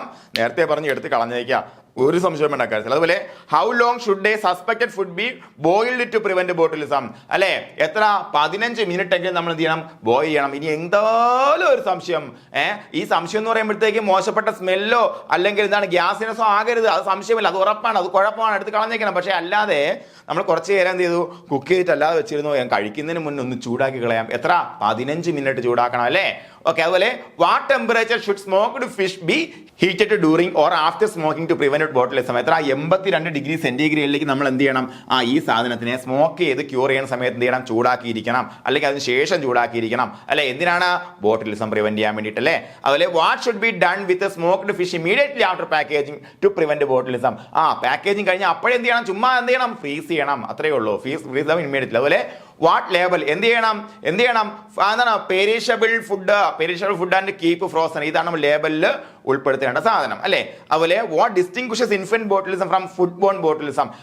എന്താണ് വ്യത്യാസം? എന്താണ് പ്രധാനമായിട്ടും? Toxin is release in vivo following growth in the intestine, അല്ലേ? ഇതാണ് ഉത്തരം. അതാണ് ഇൻവിട്രോ ആയിട്ടല്ല ടോക്സിൻ റിലീസ് ചെയ്തിട്ട് പിന്നെ നമ്മൾ കഴിക്കുകയല്ല ചെയ്യുന്നത്, അത് നമ്മുടെ ഫുഡ് ബോൺ ബോട്ടിലിസം. പക്ഷേ ഇവിടെ ഇൻഫൻസിന്റെ കാര്യത്തിൽ അത് ഇൻവൈവോ ആയിട്ടല്ലേ ആണ് വരുന്നത്. അതുപോലെ what predisposes the condition is common among infants affected by botulism? Diarrhoea അല്ല, കോൺസ്റ്റിപ്പേഷൻ ആണ് പ്രീഡിസ്പോസ്ഡ് കണ്ടീഷൻ എന്ന് പറയുമ്പോഴത്തേക്ക് മുൻകൂട്ടി നമുക്ക് കാണാൻ പറ്റുന്നത് എന്താണ്? കോൺസ്റ്റിപ്പേഷൻ. ആദ്യം കുഞ്ഞിന് വയറിന് പോകുന്നില്ല, ഇതായിരിക്കും പ്രശ്നം ആദ്യം കാണിക്കുന്നത്, ഓക്കെ. അപ്പോൾ അതുപോലെ which of the following is not a clinical symptom of infant botulism? എന്താണ്? ഇൻഫന്റ് ബോട്ടിലിസത്തിന്റെ ക്ലിനിക്കൽ സിംറ്റം അല്ലാത്തത് ഏത്? വീക്ക്നെസ് ആണ്, ലാക്ക് ഓഫ് സക്ലിംഗ് ആണ്, ഹൈ ഫീവർ അല്ല, അല്ലേ? എന്താണ്? ഡിമിനിഷ്ഡ് ഗാഗ് റിഫ്ലക്സ് ആണ്, അല്ലെ? ഗാഗ് റിഫ്ലക്സ് ഞാൻ പറഞ്ഞത് എന്താണ്, അല്ലെ? അതൊക്കെ കുറഞ്ഞിരിക്കും, ഹൈ ഫീവർ ഒന്നും ഉണ്ടാവുകയല്ല, അല്ലെ? ഓക്കെ. അതുപോലെ what is the primary method for preventing botulism in canned foods? Canned ഫുഡ്സിൽ ബോട്ടിലിസം പ്രിവെന്റ് ചെയ്യുന്നുള്ള പ്രൈമറി മെത്തേഡ് എന്താണ്? അപ്രൂവ്ഡ് ഹീറ്റിംഗ് പ്രോസസ്, അല്ലെ? അനുവദിക്കപ്പെട്ട അപ്രൂവ് ചെയ്യപ്പെട്ട ഹീറ്റിംഗ് പ്രോസസ് കൃത്യമായിട്ട് ചെയ്തിരിക്കുന്നത്. അതുപോലെ what is an important characteristics of the botulin toxin? എന്താണ് ബോട്ടിലിൻ ടോക്സിന്റെ ഇമ്പോർട്ടന്റ് ക്യാരക്ടറിസ്റ്റിക്സ്? എന്താണ്? പറയടാ. ഇറ്റ് ഈസ് ഹൈലി സ്റ്റേബിൾ ആണോ? അല്ല, ഇറ്റ് ഈസ് കമ്പാരിറ്റീവ്ലി തെർമോലബൈൽ, അല്ലേ? തെർമോലബൈൽ ആണ്, ചൂടാക്കിയാൽ അത് നശിച്ചു പോകും, അല്ലെ? അത് അതിന്റെ വളരെ പ്രധാനപ്പെട്ട ഒരു ക്വാളിറ്റിയാണ്. അതുപോലെ നോക്കാം, അടുത്ത പ്രശ്നം നോക്കാം. Find out the statements that is not correct from below. Difficulty in swallowing and speaking are later symptoms of botulism. നോക്കാം, difficulty in swallowing and speaking are later symptoms of botulism. ശരിയാണ്, അല്ലേ? കാരണം അതാണ് ഫസ്റ്റ് വരുന്നതല്ല, അത് കുറച്ച് കഴിഞ്ഞിട്ടേ വരത്തുള്ളൂ. The body temperature of a botulism victim is usually elevated. No, it is not elevated. It will remain normal or sub normal. അതുപോലെ the primary cause of death in severe case of botulism is respiratory failure. ശരിയായ പ്രസ്താവനയാണ്, അല്ലേ? അപ്പൊ നോക്കാം ഏതൊക്കെയാണ് ശരിയാണോ ചോദിക്കുന്നത്. Not correct ചോദിക്കുക. അപ്പൊ എന്താണ്? 2 ഓൺലി, അല്ലേ? 2 only ആണ്. അപ്പൊ ഉത്തരം എ ആണ്. അതുപോലെ അസർഷൻ നോക്കാടാ. The primary cause of death in severe case of botulism is respiratory failure. Primary cause of death of severe case of botulism respiratory failure. എന്താണ് ആ അനുമാനം ശരിയാണ്? അതിന്റെ കാരണം നോക്കാം. Botulism cause paralysis of voluntary muscles including those involve in respiration. ഇവിടെ നമുക്ക് പെട്ടെന്ന് വോളണ്ടറി അല്ല മക്കളെ, ഇത് ഇൻവോളണ്ടറി മസിലാണ് കേട്ടോ, ഇൻവോളണ്ടറി മസിലാണ്. അപ്പൊ എന്താണ് റീസണും തെറ്റായിപ്പോയി അല്ലേ? റീസൺ പറഞ്ഞിരിക്കുന്ന കാര്യം തെറ്റായിപ്പോയി. അപ്പൊ എന്താണ് ഉത്തരം A is true but R is false എന്നാണ് അല്ലേ? സി അല്ലേ? അപ്പൊ ഇനിയും ചോദ്യങ്ങളുണ്ട് മക്കളെ. ഇനിയുള്ള ചോദ്യങ്ങൾ നിങ്ങൾക്ക് കിട്ടണമെങ്കിൽ നിങ്ങൾ എന്ത് ചെയ്യണം? ഈ പരീക്ഷ കാണണം, പരീക്ഷ എഴുതണം. പരീക്ഷ എഴുതാൻ വേണ്ടി നിങ്ങൾ തയ്യാറാവണം. പരീക്ഷ എഴുതുമ്പോഴത്തേക്കും ഇനി ഇതുപോലെ സ്റ്റേറ്റ്മെന്റ് ക്വസ്റ്റ്യൻസും അസർഷൻ റീസണിങ് എല്ലാം നിങ്ങളെ കാത്തിരിക്കുന്നുണ്ട്. അതെല്ലാം എഴുതി പ്രാക്ടീസ് ചെയ്താൽ മാത്രമേ നമുക്ക് ഇനിയുള്ള PSCയുടെ ചലഞ്ചുകളെ നമുക്ക് പവർഫുൾ ആയിട്ട് അഭിമുഖീകരിക്കാൻ പറ്റത്തുള്ളൂ. അപ്പൊ എന്ത് ചെയ്യണം? അത് അഭിമുഖീകരിക്കാം. ഓക്കെ, അത്ര മാത്രമേ എനിക്ക് പറയാനുള്ളൂ.